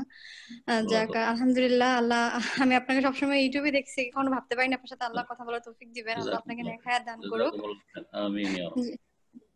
জি, মানে আমার প্রশ্নটা হলো এরকম যে মানে যাদের উপর জুলুম করা হয়, হ্যাঁ, যে তাদেরকে অন্যায় অপবাদ দেওয়ার মাধ্যমে, অনেক জঘন্য টাইপের অন্যায় অপবাদ দেওয়ার মাধ্যমে বা তাদের নামে আর কি মানে বদনাম বা এরকম মানুষদের কাছ থেকে জুলুমগুলো হচ্ছে যারা এমনকি শিরক কুফরের সাথেও সরাসরি লিপ্ত। হ্যাঁ, তো এ ধরনের মানুষদের দোষ ত্রুটি কি আলোচনা করলে ওই ব্যক্তিটি গুনাহগার হবে? মানে পারিপার্শ্বিকতার কারণে যাদের সাথে জুলুম হয়, ওই জুলুম কিন্তু মানুষরা যদি পরস্পর এগুলো নিয়ে আলাপ আলোচনা করে যে তারা এরকম করছে, ওরকম করছে, এটা অন্যায় হয়েছে, এটা অন্যায় হয়েছে, এ ধরনের কথা কি বলে তারা গুনাহগার হবে কিনা? আর যদি না করা উত্তম হয়, তাহলে যদি কোনো ব্যক্তি এসব থেকে বাঁচতে চায় তখন তার ক্ষেত্রে কি করণীয় হবে? যে সে এই ধরনের আলাপ আলোচনা করতে চায় না আল্লাহর ভয়ের ক্ষেত্রে, কিন্তু তখন সে কিভাবে এগুলো অ্যাভয়েড করা মানে করবে? ঠিক আছে। যদি মিথ্যা অপবাদ দেয়, সেই মিথ্যা অপবাদটি বড় ধরনের অপবাদ, যদি ব্যভিচারের অপরাধ হয়, মানে এইরকম কোন অশ্লীল কাজের অপবাদ হয়, তাহলে তার জন্য ইসলামে দণ্ডবিধান রয়েছে। তা হচ্ছে 80টি বেত্রাঘাত করা। সেটা যদি ইসলামী আইন থাকে, তাহলে মুসলিম দেশে তো ইসলামী আইন নাই, সুতরাং সেটা এখন বাদ দিলাম। এখন কথা হচ্ছে যে কোনো অপবাদ যদি দেয় তাহলে সে কাবিরা গুনাহ করলো। অপবাদ দেওয়া, বহতান, এটি হচ্ছে কাবিরা গুনাহ। তো সে কাবিরা গুনাহে লিপ্ত। আর সে জালেমও বটে। সে আল্লাহর হক নষ্ট করলো, আল্লাহর বিরুদ্ধাচরণ করে মানুষের হক নষ্ট করলো, মানুষের মিথ্যা অপবাদ দিয়ে। সুতরাং সে আল্লাহর হকের ক্ষেত্রেও গুনাহ করলো, মানুষের হকের ক্ষেত্রেও গুনাহ করলো। জালেম বলে সাব্যস্ত, সে জুলম অত্যাচার করলো। জালেম সম্পর্কে অভিযোগ করা যাবে শরীয়তে, কিন্তু অভিযোগের ক্ষেত্রে উত্তম হচ্ছে যে যেখানে অভিযোগ করলে কাজ হয়, তার জুলমের অবসান, বাড়াবাড়ির অবসান ঘটানো যায়, তার জুলম থেকে তাকে বিরত রাখা সম্ভব হয়, অথবা নিজেকে বাঁচানো সম্ভব হয়। আইনের আশ্রয়ের জন্য কেস করতে হবে, সুতরাং বলতে হবে। অথবা যদি সামাজিক বিচার সালিস হয়, সেখানে বলতে হবে। অথবা যদি দেখা যায় যে কোন একটা ছেলে জুলম করছে বা মেয়ে জুলম করছে, তার বাবাকে বা তার মাকে বললে সেখানে পাওয়া যাবে। অথবা একজন কেউ ওই রকম কেউ নেতা প্রধান রয়েছে, চেয়ারম্যান রয়েছে, তাকে বললে সমাজে তার পানিশমেন্ট হবে, তাহলে সেখানে বলতে হবে। ইমাম নবী রাহমাতুল্লাহ আলাইহি আলোচনা করেছেন যে 6টি ক্ষেত্রে গীবত করা জায়েজ, আবার কখনো কখনো ওয়াজিব। তার একটি ক্ষেত্র হচ্ছে আত-তাযাল্লুম, জালেমের জুলম সম্পর্কে অভিযোগ করা, বিচার চাওয়ার জন্য। সুতরাং স্ত্রী স্বামী সম্পর্কে বলতে পারে, যেমন এখনই বললাম একটু আগে যে আবু সুফিয়ান রাদিয়াল্লাহু তাআলার স্ত্রী রাসূলুল্লাহ সাল্লাল্লাহু আলাইহি ওয়াসাল্লামের সামনে স্বামীর বিরুদ্ধে অভিযোগ করছে যে আমার স্বামী অত্যন্ত কৃপণ, শাহীহুন মানে অত্যন্ত কৃপণ, আমারও খরচ ঠিক করে দেয় না, আমার ছেলে মেয়েদেরও খরচ দেয় না। তাহলে এটি গীবত, কিন্তু এই গীবত করা ওয়াজিব, না হলে বিচার পাওয়া যাবে না। যেখানে বিচার পাবে না এমনি এমনি শুধু জানাচ্ছে। আর একটা ক্ষেত্র হচ্ছে সতর্ক সাবধান করা। আমার প্রতি জুলুম করছে যদি এদেরকে না জানায়, যারা তার ফ্রেন্ড সার্কেল বা তাদের সাথে চলাফেরা করে বা প্রতিবেশী, তাহলে তারাও কিন্তু মনে করবে যে লোকটা ভালো মানুষ বা এই মহিলা ভালো মানুষ। সুতরাং তাদেরকে তার অনিষ্ট থেকে বাঁচাবার জন্য গীবত করা যাবে, করতে হবে, যাতে করে আমি ক্ষতিগ্রস্ত, আমার উপর জুলুম চলছে, অন্যদের উপর জুলুম বা অন্যদের সাথে খারাপ আচরণ না হয়। আর বিনা কাজে যদি করে, মজলুম নির্যাতিত যার উপর জুলুম হচ্ছে সে যদি অভিযোগ করে তো জায়েজ রয়েছে, কিন্তু সেটা প্রশংসিত নয়। আল্লাহ কোরআনে কারীমের 6ষ্ঠ পারার প্রথম আয়াতে বলছে লা ইউহিব্বুল্লাহুল জাহরা বিসসুই মিনাল কাওলি ইল্লা মান যুলিম। আল্লাহ মন্দ কথা প্রকাশ করা ভালোবাসেন না, তবে ইল্লা মান যুলিম, কেউ যদি জুলমের শিকার হয়। আপনি যদি জুলমের শিকার হন তাহলে যেমনটা বললাম যে আপনি অভিযোগ করতে পারবেন, কিন্তু অভিযোগ প্রশংসনীয় তখন হবে যেখানে বললে কোন কাজ হবে, তাকে দমন করা যাবে, তার জুলম থেকে রক্ষা পাওয়া যাবে, অথবা তাকে শাস্তি দেওয়া সম্ভব হবে, অথবা অন্যদেরকে সতর্ক করা সম্ভব হবে, ইত্যাদি ইত্যাদি। আর এমনি এমনি যদি বলেন তো ফায়দা হবে না, হতে পারে যে আপনি তার কাছে কমজোর, আরো জুলম বেড়ে যাবে, আরো বাড়াবাড়ি করবে, আর শত্রুতা আরো বেড়ে যাবে। সুতরাং দেখবেন ওই রকম যদি পরিস্থিতি হয় তাহলে অবশ্যই জালেমের জুলম সম্পর্কে বললে কোনো অসুবিধা নেই, শরীয়তে জায়েজ আছে। জি, জাযাকাল্লাহ খায়রান। তো ইনশাআল্লাহ আমি আবারও সুযোগ করে দিচ্ছি ব্রাদার সাইদ ইদ্রিস, আপনি প্রশ্ন করুন।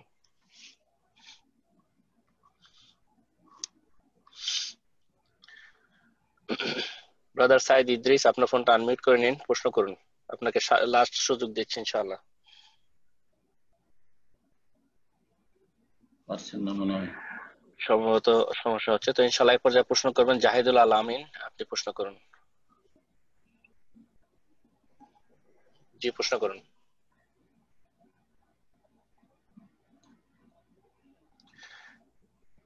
জাহিদুল আল আমিন, আপনার ফোনটা আবার আনমিউট করুন। আমি জানি না কেন আপনি মিউট করলেন এগেইন।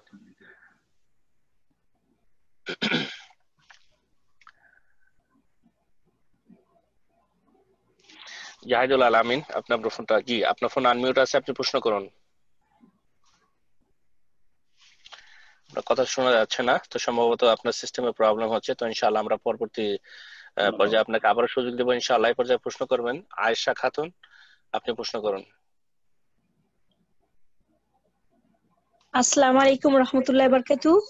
ওয়ালাইকুম আসসালাম ওয়া রাহমাতুল্লাহি ওয়া বারাকাতুহু। জি বলেন। জি আসসালামু আলাইকুম।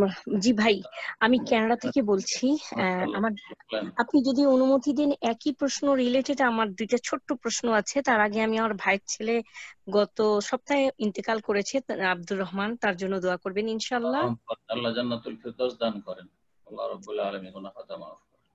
জি আমিন। আমার প্রথম প্রশ্নটা হচ্ছে যে কবরে যখন কবরে আযাব আছে, রাসূল সাল্লাল্লাহু আলাইহি ওয়াসাল্লাম বলেছেন এটা সত্য, কবরের আযাব 40 কদম যখন রেখে চলে আসা হয়, তারপর জান্নাত বা জাহান্নাম যে যেখানে যায় সেটার সাথে কানেক্ট হয়ে যায়। তো সেটা কি কবরের মধ্যে আমরা কি মানে যে মারা যাবে সে কি বুঝতে পারবে ও 40 কদম রেখে আসার পর কবরের আযাবটা, নাকি কিয়ামত পর্যন্ত তার জান্নাতে বা ইয়েতে যাবে, দোজখে তাকে দেখানো হবে, নাকি তার কবরের ভিতরেই, নাকি সে জান্নাতে বা জাহান্নামে তাকে দিয়ে দেওয়া হবে? হ্যাঁ, বাস এটুকু না? না জি, এই প্রশ্নটার সাথে একটা প্রশ্ন আমি নিয়ত করেছি যে আমি কি আমার শহীদি মৃত্যু চাইতে পারবো মক্কাতে হজ করতে গিয়ে, হজ করতে করতে, আর যদি হজ করতে গিয়ে মারা যায় তাহলে কি বেনিফিট, বা কবরের যদি কবর হয় জান্নাতুল গারকাতে তাহলে কি বেনিফিট, এটা যদি একটু বলতেন জাযাকাল্লাহ খায়ের। অনেক লম্বা কথা। প্রথম প্রশ্নটা, পরের প্রশ্ন শুনতে গিয়ে প্রথম প্রশ্ন ভুলে গেলাম। প্রথম প্রশ্ন স্মরণ করান। ও আচ্ছা, জি জি, 40 কদম হেঁটে যাবার পর কবরে যে আযাব, এখন বুঝে গেছি। জাযাকাল্লাহ খায়ের। কবরে যে আযাব হয়, আমাদের দেশের মানুষ শুধু কবর আযাবটা বুঝে। যেমন পাপীদের কবরে আযাব হয়, তেমন নেক লোকদের কবর নিয়ামত দিয়ে ভরে দেওয়া হয়। জি, তো কবর আযাব বা নিয়ামত সম্পর্কে যে হাদিসগুলি রয়েছে তাতে দুটোই বিষয় কিন্তু আলোচনা করা হয়েছে পাশাপাশি। কারোর জন্য জাহান্নামের বিছানা বিছিয়ে দেওয়া হয়, জাহান্নামের দরজা খুলে দেওয়া হয়, জাহান্নামের পোশাক পরিয়ে দেওয়া হয়, আর কারোর জন্য জান্নাতের দরজা খুলে দেওয়া হয়, জান্নাতের সুগন্ধি আসতে থাকে এবং জান্নাতের লেবাস পোশাক পরিয়ে দেওয়া হয়। এই যে কবরের আযাব বা নিয়ামত, এটা সত্য, এবং এর সাথে বারজাখী, সেটা হচ্ছে পারলৌকিক জীবন। বারজাখী জীবন যেটা, এই বারজাখী জীবন এই পৃথিবীর আমাদের ব্রেন বুদ্ধি দিয়ে পুরোপুরি উপলব্ধি করা নয়। আল্লাহ বলেছেন ওয়ালাকিল্লা তাশউরুন, সেটা উপলব্ধি করবে না। তবে ওলামারা বলেছেন যে কবরের জীবনটা হচ্ছে যে কবরে আযাব হয় যাদেরকে দাফন করা হয়েছে অথবা যে যেখানে ধ্বংস হয়েছে সেখানে, আর সেখানে নিয়ামত প্রাপ্ত হয় যদি নেক লোক হয়, আর তার সাথে জান্নাত জাহান্নামের কানেকশন থাকে, সম্পর্ক থাকে, জান্নাত জাহান্নামের সম্পর্ক থাকে। সেটা আপনি বলতে চাইছেন যে সেটা কি কিয়ামত পর্যন্ত চলতে থাকে, সবার জন্য চলতে থাকে না, কারোর জন্য 2-4-10 মিনিটের আযাব হইতে পারে, কারোর জন্য 2-4-10 দিনের হতে পারে, কারো 2-4-10 বছরের হতে পারে, 10 মাসের হতে পারে, কারো আজীবন কিয়ামত পর্যন্ত হইতে পারে। যার যেমন পাপের বোঝা রয়েছে সে অনুযায়ী কবরে আযাব শাস্তি হবে, আর যার যত বেশি নেক কাজ রয়েছে, ঈমান আমল রয়েছে ভালো, সে তত বেশি নিয়ামতপূর্ণ জীবন যাপন করবে পারলৌকিক জীবনে, বারজাখী জীবনে। আযাব মুমিন যদি হয়, মুমিন মুসলিম হয়, আর ঈমান ভঙ্গকারী কিছু না থেকে থাকে, 5 ওয়াক্ত সালাত আদায়কারী হয়, তাহলে অস্থায়ী শাস্তি হবে, কখনো স্থায়ী শাস্তি হবে না। অস্থায়ী শাস্তি হবে, স্থায়ী শাস্তি ইনশাআল্লাহ তাআলা হবে না। আর কবরে শাস্তি হয়ে যদি মাফ হয়ে যায় আর তার মোচন হয়ে যায়, তাহলে আর জাহান্নামে আল্লাহ ডবল শাস্তি দেবেন না। তবে যাদের অনেক পাপ রয়েছে তাদের কবরের আযাবের পরে জাহান্নামেও যেতে হবে অস্থায়ীভাবে, যদিও তারা মুসলিম কিন্তু অনেক পাপের কারণে। বাকি যে দ্বিতীয় প্রশ্নটি করলেন সেটা হচ্ছে যে আমি শহীদি মৃত্যু চাইতে পারবো কিনা। হ্যাঁ, শহীদি মৃত্যু চাইতে পারবেন। ওমর রাদিয়াল্লাহু তাআলা আনহু দোয়া করতেন যে আল্লাহুম্মা রযুকনি শাহাদাতান ফি সাবিলিক ওয়াজআল মাউতি ফি বালাদি রাসূলিক। দুটো দোয়া করতেন, আল্লাহ আমাকে তোমার রাস্তায় শাহাদাত দান করো এবং আমার মৃত্যুটা তোমার নবীর শহরে দাও। তো সাহাবীরা অবাক হইতেন যে আমিরুল মুমিনিন এমন দোয়া করছেন যে মদিনায় তিনি শাহাদাত চাইছেন, শাহাদাতও চাইছে, শাহাদাতের মর্যাদা, আবার মদিনাতে তিনি মৃত্যু চাইছেন। এটা কেমন করা হয়? মদিনা তো দারুল ইসলাম, এখানে কোত্থেকে জিয়াদ হবে?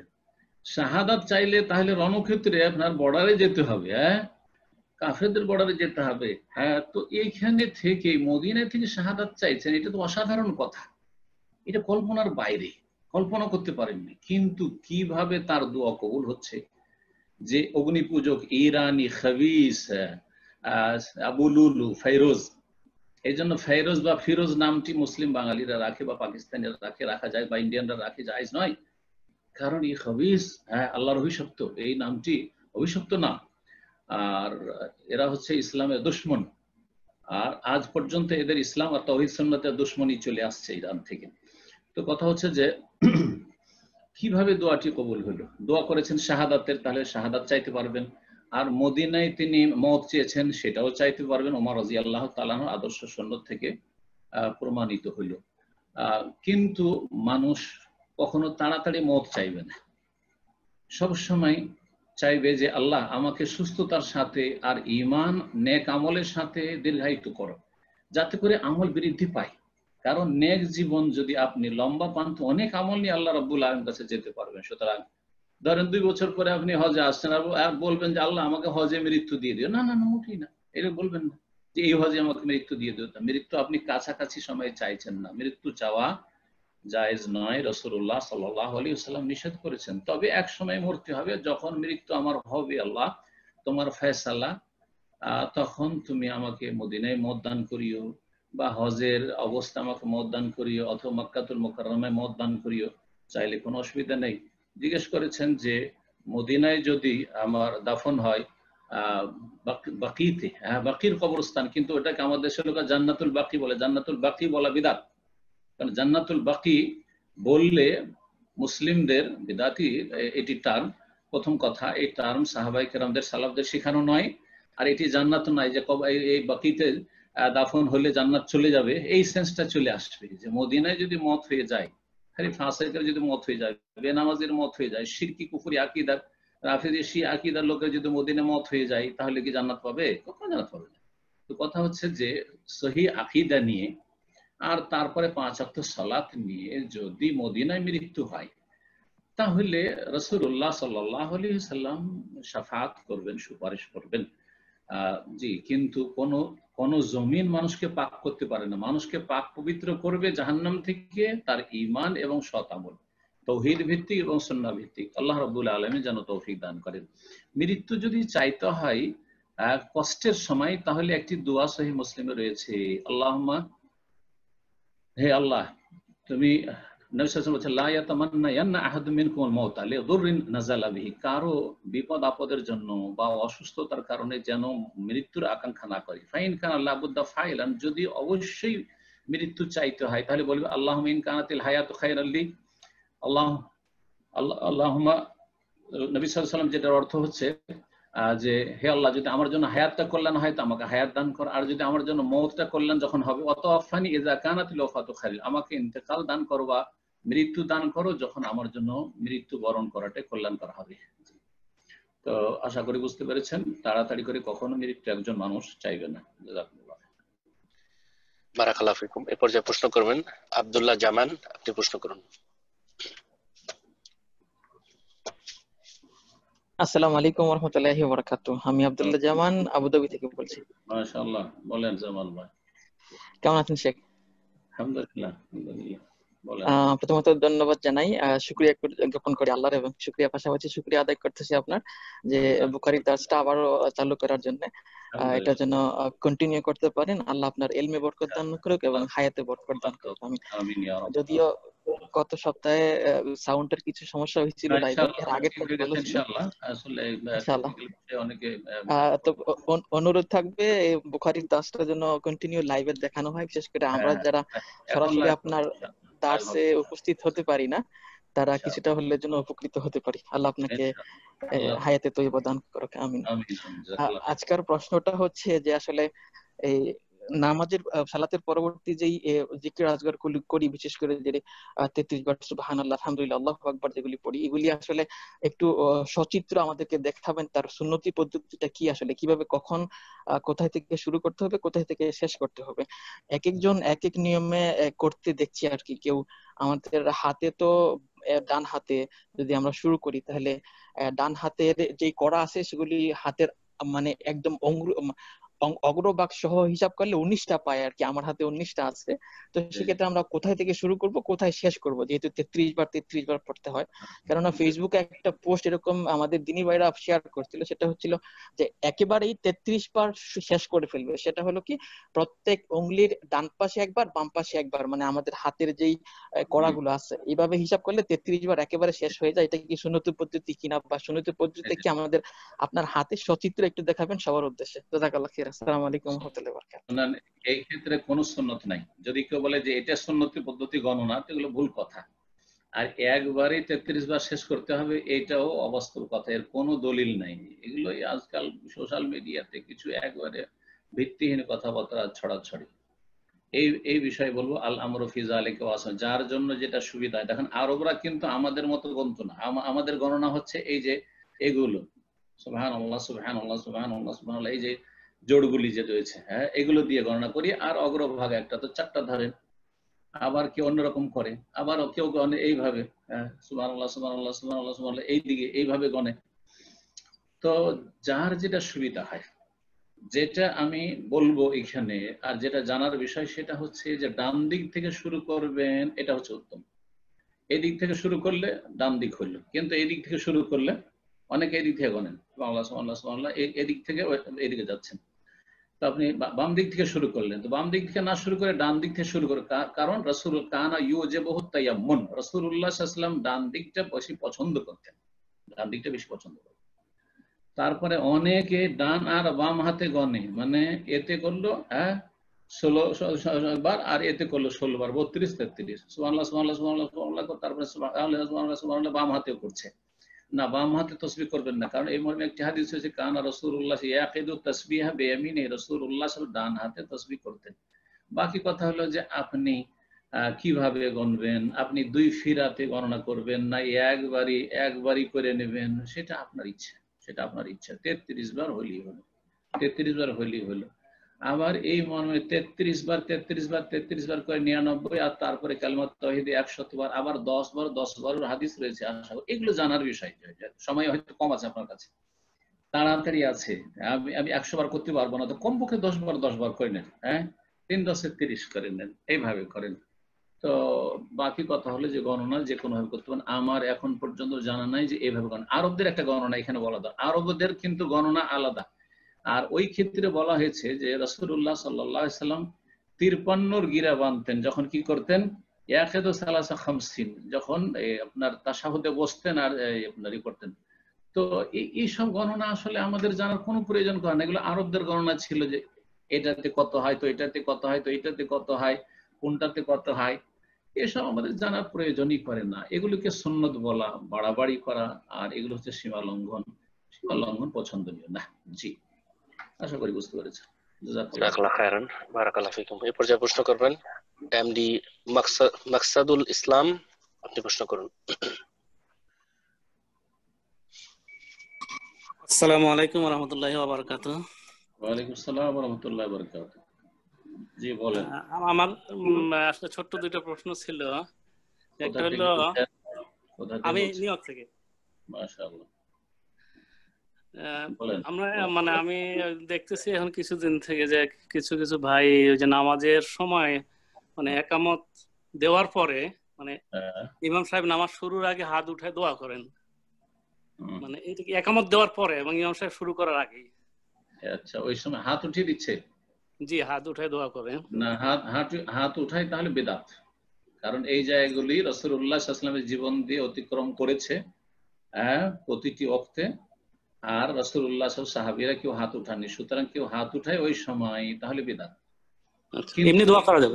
এমনি যদি দোয়া করে, আজান একামতের মাঝখানে দোয়া কবুল হয়, আর একামত আর সালাত আল্লাহর সামনে দাঁড়াতে যাচ্ছে, কেউ যদি দোয়া করে, প্রয়োজন আছে, নিজ নিজ প্রয়োজন মোতাবেক, আল্লাহ তুমি আমার এই কাজটা করে দাও, এটা সহজ করে দাও, কোনো অসুবিধা নেই। এই সময়গুলি দোয়া কবুল হওয়ার সময়, কোনো অসুবিধা নেই।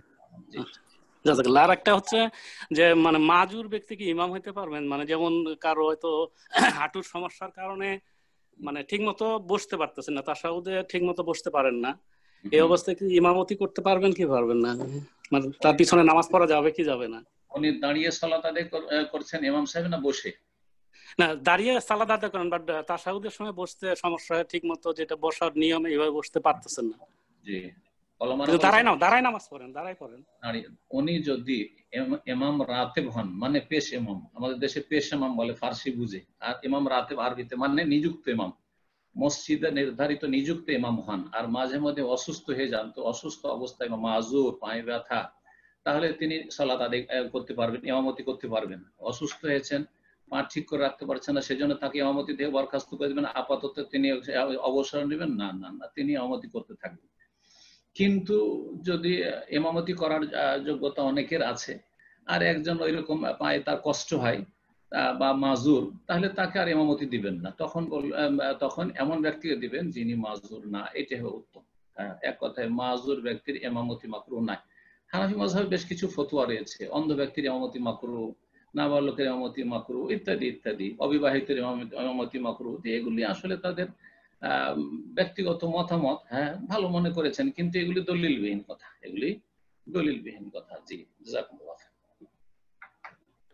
বারাকাল্লাহু ফিকুম। এই পর্যায়ে প্রশ্ন করবেন মোহাম্মদ হুসাইন মাস্টার, আপনি প্রশ্ন করুন।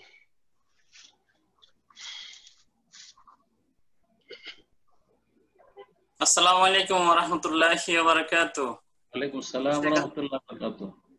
শেখ, আমি আল হাসা থেকে বলছি। কেমন আছেন শেখ? ভালো আছেন? আলহামদুলিল্লাহ, ভালো আছেন? জি আলহামদুলিল্লাহ। শেখ, আমার প্রশ্নটা প্রতিবেশী সম্পর্কিত আর কি। প্রতিবেশীর উপকার করলে এর ফজিলত কি, এবং প্রতিবেশীর যদি ক্ষতি করা হয় এর পাপ কি? এবং এটার পাশাপাশি আরেকটা দেখা যায় অনেক সময় প্রতিবেশীর সাথে সামান্য কিছু মনোমালিন্যের কারণে তাদের পশু পাখি বা ছোট বাচ্চাদেরকে কষ্ট দেয়, এর সম্পর্কে একটু বিস্তারিত বলবেন। লম্বা লেকচার দিতে হবে আপনার প্রশ্ন উত্তরের জন্য। প্রতিবেশীর হকের উপর আমার কয়েকটা আলোচনা আছে ধারাবাহিক। প্রতিবেশীর এত বেশি হক রয়েছে যে সে যদি অমুসলিমও হয় তবুও তার হক রয়েছে। যদি আত্মীয় হয় আর প্রতিবেশী হয় তাহলে দ্বিগুণ হক রয়েছে।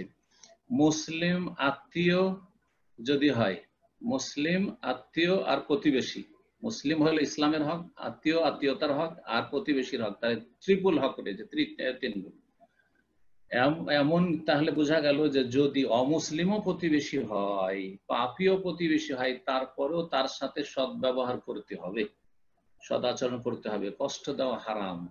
অমুসলিমকে কষ্ট দেওয়া যদি হারাম হয়, তো একজন মুসলিম যে আল্লাহ পরকালে বিশ্বাসী, তাহলে তাকে কষ্ট দেওয়া কত বড় হারাম। সে যদি তার সাথে যদি আত্মীয় হয় তাহলে কত বড় হারাম, হ্যাঁ, তার সাথে সাথে প্রতিবেশী। সুতরাং প্রতিবেশীর হক অনেক বেশি। রাসূলুল্লাহ সাল্লাল্লাহু আলাইহি সাল্লাম বহুবার বলেছেন এই কথাটি, সাহাবীরা বলতেন তিনি, মাজালা জিবরিল ইউসিনি বিল জার, যখনই জিবরাইল আলাইহিস সালাম আসতেন তখনই আমাকে একবার করে স্মরণ করাইতেন প্রতিবেশী সম্পর্কে। সবসময় একবার করে বলতেন প্রতিবেশীর খেয়াল রাখবেন, প্রতিবেশীর খেয়াল রাখবেন, প্রতিবেশীর সম্পর্কে যত্নবান হবেন। রাসূলুল্লাহ সাল্লাল্লাহু আলাইহি সাল্লামকে বলতেন জিবরাইল এসে, হাত্তা জানান্তু আন্নাহু সাইয়ুরিসুহু, আমার ধারণা হলো যে বারবার যখন বলতেই থাকছেন ফেরেশতা জিবরিল আলাইহিস সালাম এসে, তার মানে হয়তো কখন প্রতিবেশীকে আমার উত্তরাধিকারী বানিয়ে দেবে, ওয়ারিস বানিয়ে দেবে, মানে আমার ধন সম্পদে ভাগ দিতে হবে। সুবহানাল্লাহ, চিন্তা করেন আপনি, প্রতিবেশীর অনেক বড় হক রয়েছে। যেই ব্যক্তি প্রতিবেশীকে কষ্ট দেয় সে জাহান্নামী। মুসনাদ আহমদ হাদিস রয়েছে দুই মহিলা সম্পর্কে। এক মহিলা শুধু ফরজ নামাজ পড়তো, ফরজ সালাত আদায় করতো, শুধু ফরজ সিয়ামটা, সারা বছর কোনো সিয়াম নেই, শুধু ফরজ কাজগুলি করত, কিন্তু তার আচার আচরণ ভালো, কোনো প্রতিবেশী কষ্ট দেয় না। জিজ্ঞাসা করা হলো, তখন বলে হিয়া ফিল জান্নাতি, সে জান্নাতি, শুধু ফরজ আদায় করে জান্নাতি, 17 রাকাত সারা দিনে সালাত আদায় করে জান্নাতি, শুধু রমজান মাসে সিয়াম পালন করে জান্নাতি। আর একজন মহিলা বলছে তুকসিরু মিন সালাতিহা ওয়া সিয়ামিহা ওয়া তাতাসাদ্দাকু বিল আসওয়াক। আর এক মহিলা আছে যে অনেক বেশি সালাত পড়ে, তাহাজ্জুদ, সালাতুদ দুহা, আর যত সালাত হয় নফল সুন্নাত ইত্যাদি, নফল বেশি বেশি সিয়াম পালন করে আর অনেক বেশি দান খেরাত করে, কিন্তু ওয়ালাকিন তুজি জিরানাহা বিলিসানিহা, তার কথার দ্বারা, জবান দ্বারা প্রতিবেশীকে কষ্ট দেয়। রাসূলুল্লাহ বলে হিয়া ফিন্নার, সে জাহান্নামে যাবে। স্থায়ী জাহান্নামী হবে না, কিন্তু অস্থায়ী জাহান্নামে যেতে হবে এবং কবরের আযাবের সম্মুখীন হইতে হবে যারা প্রতিবেশীকে কষ্ট দিয়ে থাকে। তো আশা করি এই কথাগুলি যথেষ্ট। যদি কারো অন্তরে আল্লাহর ভয় থাকে, পরকালের প্রতি বিশ্বাস থাকে এবং জান্নাতের আশা আকাঙ্ক্ষা থাকে, জান্নাতে নেওয়ার জন্য আগ্রহী হয়ে থাকে, তাহলে সে কখনো প্রতিবেশী কষ্ট দেবে না। প্রতিবেশীর হক অনেক বেশি। এই আর এতটাই যথেষ্ট যা বললাম। আল্লাহ যেন সবাইকে হেদায়েত। আসল হচ্ছে আমলের বিষয়, আমল করাটা হচ্ছে বড় কথা, জানে আমাদের দেশের মানুষরা, কিন্তু দুনিয়া তাদের কাছে প্রাধান্য পেয়েছে আখিরাতের উপর, যার ফলে আমল করেছেন। আল্লাহ রাব্বুল আলামিন সত্যিকার মুমিন মুসলিম বিশ্বাসী হওয়ার তৌফিক দান করেন। জি, ইনশাআল্লাহ এই পর্যায়ে প্রশ্ন করবেন শামিন ইয়াসির, আপনি প্রশ্ন করেন। আসসালামু আলাইকুম ওয়া রাহমাতুল্লাহি ওয়া বারাকাতুহু। ওয়া আলাইকুম আসসালাম ওয়া রাহমাতুল্লাহি ওয়া বারাকাতুহু। জি বলেন। আমি বাংলাদেশ থেকে মাশাআল্লাহ, ঢাকা। মাশাআল্লাহ, বলেন। আমার প্রশ্নটা হচ্ছে আমার বোনের পক্ষ থেকে। তো ওনার হাজবেন্ডের ভাই নামাজ কালাম পড়ে না, কবর পূজারি, মাজার পূজারি। তো ওনার শ্বশুর বাড়ি থেকে যদি কোনো কিছু পাঠায় বা দেয়, যেহেতু শ্বশুর বাড়ি ভাইরা থাকে ওইখানে, তো ওগুলা কি খাওয়া যাবে? যদি ওগুলো টাকা পয়সা দিয়ে দেওয়া হয়, কিছু জিনিসপত্র আছে যেমন সবজি তরি তরকারি বাড়িতে লাগানো হয়, তো এসব দিলে এগুলি যদি আইনা খায় তাহলে কি গুনাহ হবে? দেখেন, খাওয়া দাওয়া, রাসূলুল্লাহ সাল্লাল্লাহু আলাইহি ওয়াসাল্লাম ইহুদিদের বাড়িতে দাওয়াত খেয়েছেন কিনা জানেন ঘটনা? যে রাসূলুল্লাহ সাল্লাল্লাহু আলাইহি ওয়াসাল্লামকে বিষ মাখা রান দিয়েছিল ইহুদি মহিলা, তাহলে রাসূলুল্লাহ ইহুদির বাড়িতেও দাওয়াত খেয়েছেন, যেখানে ইহুদি অন্যান্য কাফেরদের চাইতে কট্টর ইসলামের শত্রু, তারপর ইহুদিদের বাড়ি দাওয়াত খেয়েছিল রাসূলুল্লাহ সাল্লাল্লাহু আলাইহি ওয়াসাল্লাম। তাহলে বেনামাজির বাড়ি দাওয়াত খাওয়া যাবে? বেনামাজি বিশেষ করে যদি আত্মীয় হয়, নিজের আত্মীয়, নিজের বংশের অথবা শ্বশুর বংশের আত্মীয়, তাহলে তাদের খাবার খাওয়া যাবে। যেটা খাওয়া যাবে না, শোনেন, বেনামাজির জবাই খাওয়া যাবে না। মোরগ জবাই করেছে, খাসি জবাই করেছে, গরু জবাই করেছে, বেনামাজি খাওয়া যাবে না, কারণ বেনামাজি যেহেতু বড় কুফরি করে সুতরাং তার জবিহা খাবে না, জবাইকৃত পশু খাবে না। বাকি বেনামাজি মাছ পাকশাক করে দিল, মাছ দিল, সবজি দিল, যা দিল, ডাল দিল, ভাত দিল, সব খেতে পারেন এবং তাদের গিফট উপঢৌকন নিতে পারেন, কোনো অসুবিধা নাই ইনশাআল্লাহ। কারণ এই সদ্ব্যবহারের মাধ্যমে হয়তো তাদেরকে ইসলামের দিকে নিয়ে আসা সম্ভব হবে। আর যদি তাদের সাথে খারাপ আচরণ করে তাহলে আরো তারা সীমা লঙ্ঘন করবে, আর আপনারও ক্ষতি করবে, ইসলামেরও ক্ষতি করবে, আর নিজেরাও সারা জীবন পথভ্রষ্ট গোমরাহ হয়ে থেকে যাবে। আমরা ধার্মিক লোকেরা যদি খারাপ লোকদের সাথে খারাপ আচরণ করি তাহলে তারা আরো দূরে সরে যাবে, জাহান্নামের দিকে চলে যাবে এবং আমাদের সম্পর্কে আরো বিদ্বেষী হয়ে যাবে। এটা ইসলাম শিখায় না। ওয়াকুলু লিন-নাস হুসনা, আল্লাহ বলছেন মানুষের সাথে ভালো কথা বলিও, ওয়াফআলুল খায়রা, জনকল্যাণমূলক কাজ করিও। এগুলি হচ্ছে কোরআন কারীমের মৌলিক নীতিমালা। আচরণের ক্ষেত্রে ওয়াফআলুল খায়র, ভালো আচরণ করো। কথার ক্ষেত্রে কুলু লিন-নাস, যে কোনো মানুষের সাথে, মুসলিম অমুসলিম, সৎ অসৎ, পাপিষ্ট, ভালো কথা বলো, ভালো কথা বলো। একজন মদখোর, তার সাথে ভালো কথা বলিয়েন। যখন সুস্থ মস্তিষ্কে থাকবে তখন তাকে বলেন যে মাদক দ্রব্য কি ভালো জিনিস। বেনামাজিকে ঠান্ডা মেজাজে বলিয়েন জি। আর যদি আক্রোশ করে বলেন, রাগ দেখিয়ে বলেন, কর্কশ ভাষায় বলেন, তাহলে তার কাজ হবে না। তো নরম ভাষাতে, যেমন ছোট বাচ্চাদেরকে ওষুধ খাওয়ানোর জন্য সিরাপ মিষ্টি করে দেওয়া হয়, তখন বাচ্চারা খায়। আর যদি আমরা বড়রা যেমন ট্যাবলেট খাই এরকম তিতা দেওয়া হয়, তাহলে তারা সাথে সাথে বমি করে দিবে, খাবে না। তো ওইরকম হচ্ছে অবস্থা এই রোগীদের, যারা ইসলামের ক্ষেত্রে, ইমানের ক্ষেত্রে, দিনের ক্ষেত্রে বেদিন হয়ে আছে অথবা বদ্দিন হয়ে আছে, পাপে ডুবে আছে, তাদের অবস্থা। এক কথায় আবার বলছি যে আপনি পাপিষ্ট গুনাহগারদের খাবার খেতে পারবেন, ওই ক্ষেত্রে শুধু খাবেন না যেখানে না খেলে তাকে শাসন করা যাবে। দেবর যদি না খায় তো শাসন করা যাবে না, ভাসুর শাসন করা যাবে না, আরো জুলুম করবে।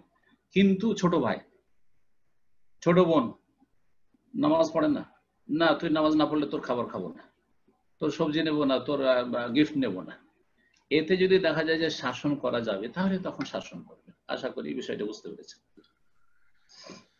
জাযাকাল্লাহ খায়রান। তো এই পর্যায়ে প্রশ্ন করবেন আব্দুল হান্নান, আপনি প্রশ্ন করুন।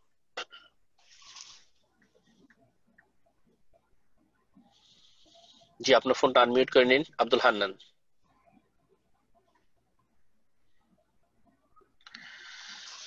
সম্ভবত সিস্টেমটা বুঝতে পারছেন না, তো ইনশাআল্লাহ আমরা পরবর্তীতে আপনাকে আবারও সুযোগ করে দেব। আসসালামু আলাইকুম। আসসালামু আলাইকুম ওয়া রাহমাতুল্লাহ। আসসালামু রাহমাতুল্লাহি ওয়া বারাকাতুহু। আব্দুল হান্নান থেকে নিউ ইয়র্ক। শেখ কেমন আছেন আপনি? আলহামদুলিল্লাহ। আপনি তো এসেছিলেন তাই না? মাশাআল্লাহ। জি শেখ, আলহামদুলিল্লাহ। শেখ, আমার একটা প্রশ্ন, যে আমাদের দেশে বিশেষ করে আমাদের সমাজে বাবা মারা যে সন্তানরা একটু বেশি সংসারের জন্য শ্রম দেয় বা সংসারের জন্য বেশি এফোর্ট দেয়, দেখা যায় সম্পত্তির কিছু বেশি অংশ তাকে দিয়ে যায়, বা যে সন্তানটা একটু দুর্বল, মনে করে অন্যান্য ছেলেরা তো ভালো আছে, এই ছেলেটা আমার দুর্বল, এর কিছু বেশি সম্পত্তি দিয়ে যায়। তো এখন বাবা মা মারা যাওয়ার পরে ওই যে ভাইকে বা যে সন্তানকে বেশি সম্পত্তি দিয়ে গেল, তার কি কিছু করণীয় আছে, বা সে কি ওই জন্য কোনো দায়িত্ব নিবে বা গুনাহগার হবে? যদি সম্মতি থাকে তো কোনো অসুবিধা নেই। অন্য যারা হকদার রয়েছে, ওয়ারিসিন উত্তরাধিকারী, তাদের যদি সম্মতিতে হয় তো কোনো অসুবিধা নেই। একজন ভাই লেখাপড়া করতে পারেনি বা অসুস্থ, কাজকর্ম করতে পারে না, তাকে আমরা সবাই মিলে দিয়ে দিলাম, তোমাকে একটু বেশি দিলাম, বা আমার আব্বা বলে গেছে ওইটাই করলাম, কোনো অসুবিধা নেই। কিন্তু সবার সম্মতিতে হইতে হবে। একজন ভাই সংসারে বেশি খরচ করেছে, বরং অনেক সময় আমাদের দেশে তো উল্টো পাল্টা কাজ, পারিবারিক ক্ষেত্রে একটা ছেলে ইনকাম করে প্রবাসে থেকে সব বাবার নামে করেছে, মায়ের নামে করেছে, আর সারা জীবনটা ওই করতে করতে চলে গেছে, আর ছোট ভাইগুলো সব ফ্রি সব ভাগ পেল, সব ওরা কোনো অবদান তাদের সংসারে নেই। তাহলে বাপ যদি বলে যে আমার বড় ছেলে বা অমুক ছেলে বেশি ইনভেস্ট করেছে, বেশি আমাদের সংসারে খরচ করেছে, সুতরাং তাদেরকে 10 বিঘা দেবো, তোমাদেরকে 5 বিঘা, অসুবিধা নেই, কারণ সেটা নিজে থেকে অবিচার করছেন, বরং এটা হচ্ছে আসল বিচার, এটা হচ্ছে আসল বিচার। কিন্তু অবিচার কোনটা? কিছু বাপ মা আছে ওই ছোটটার দিকে টান, যে কিছুই করেনি, সংসারে কোনো অবদান রাখেনি, ওকেই দিয়ে চলে যাচ্ছে ভিটে মাটি, ওকেই লিখে দিয়ে চলে যাচ্ছে, এরা হচ্ছে জালেম বাপ মা। জি, তো আশা করি বিষয়টি বুঝতে পেরেছেন। আল্লাহ জুলমকে হারাম করেছেন, আর ইন্নাল্লাহ ইয়ামুরু বিল আদলি, সুবিচার ন্যায় প্রতিষ্ঠা করা আল্লাহ ফরজ করেছেন। জাযাকাল্লাহ খায়ের। তো আমরা প্রোগ্রামের একদম শেষ পর্যায়ে চলে এসেছি। ইনশাআল্লাহ এখন থেকে একটা বা দুইটা প্রশ্নের মাধ্যমে আমাদের আজকে প্রোগ্রাম শেষ করে দেবো ইনশাআল্লাহ। এ পর্যায়ে প্রশ্ন করবেন ফয়সাল, আপনি প্রশ্ন করুন। আসসালামু আলাইকুম। ওয়ালাইকুম আসসালাম ওয়া রাহমাতুল্লাহি ওয়া বারাকাতুহু। আমি বাংলাদেশ থেকে বলছি। মাশাআল্লাহ ফয়সাল ভাই, কোন জায়গা? আমি ঢাকা থেকে বলছি। মাশাআল্লাহ, বলুন। আপনি কেমন আছেন শেখ? আলহামদুলিল্লাহ ভালো আছি, আল্লাহ রাব্বুল আলামিন ভালো রেখেছেন। জি শেখ, আমার একটা প্রশ্ন হলো যে আমরা যে বিভিন্ন প্রোডাক্ট কিনি বা বিভিন্ন যে প্রোডাক্ট জাতীয় খাবারের প্রোডাক্ট, এগুলো মানে এগুলোর গায়ের মধ্যে বিভিন্ন প্রাণীর ছবি থাকে। একটা হাদিসে আছে যে রাসূল সাল্লাল্লাহু আলাইহি ওয়াসাল্লাম বলেছেন যে যেই ঘরে মানে ছবি থাকবে, প্রাণীর ছবি থাকবে এবং কুকুর থাকবে, সেই ঘরে রহমতের ফেরেশতা প্রবেশ করে না। তাহলে এই যে আমরা যে পেপারের উপরও ছবি থাকে, তারপরে বিভিন্ন প্রোডাক্ট কিনে আনি, এগুলোর উপরেও বিভিন্ন ছবি থাকে, মানে নারী পুরুষ বা প্রাণীর বিভিন্ন প্রাণীর ছবি থাকে। তাহলে এই ক্ষেত্রে মানে কি মানে ওই হাদিসের পরিপন্থী কিনা জিনিসটা? এই জন্য আসসালামু আলাইকুম। কোন মুসলিমের বাড়িতে এই জন্য কুকুর পোষা জায়েজ নাই, কারণ যে বাড়িতে কুকুর থাকে সেই বাড়িতে রহমতের ফেরেশতা প্রবেশ করে না। যেই বাড়িতে ছবি থাকে, প্রকাশ্যে ছবি থাকে, সেই বাড়িতে রহমতের ফেরেশতা প্রবেশ করে না। এই ক্ষেত্রে আমরা অনেক ক্ষেত্রে নিরুপায়, এইসব পণ্যগুলি কিনে নিয়ে আসতে হবে। হ্যাঁ, একটা তেল কিনেছেন, একটা শ্যাম্পু কিনেছেন, তার গায়ে আপনার মহিলার ছবি দেওয়া আছে, তাহলে সেটাকে সাজিয়ে টেবিলের উপর রাখবেন না, ড্রেসিং টেবিলের উপর সাজিয়ে রেখে দিয়েছেন, না, এটা জায়েজ নাই। সেটাকে খুলে ফেলে দেবেন, নষ্ট করে দেবেন।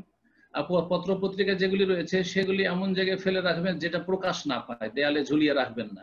হারাম কোনটি? যে টেবিলে সাজিয়ে রেখেছে ছবি, স্বামী স্ত্রীর ছবি, স্মৃতি, বিয়ের দিনের, আর তারপর এই দিনের সেই দিনের, জন্মদিনের, ছেলে মেয়েদের বিদেশে আছে তাদের ছবি ঝুলিয়ে রেখেছে, তাদের ছবি সাজিয়ে রেখেছে, এগুলো হারাম এবং এগুলিতে রহমতের ফেরেশতা আসবে না। কিন্তু পত্রিকা যদি নিচে পড়ে থাকে, লুকানো থাকে, টেবিলের তলে আছে, আপনার খাটের তলায় আছে, সোফার তলায় আছে, কোনো অসুবিধা নেই ইনশাআল্লাহ।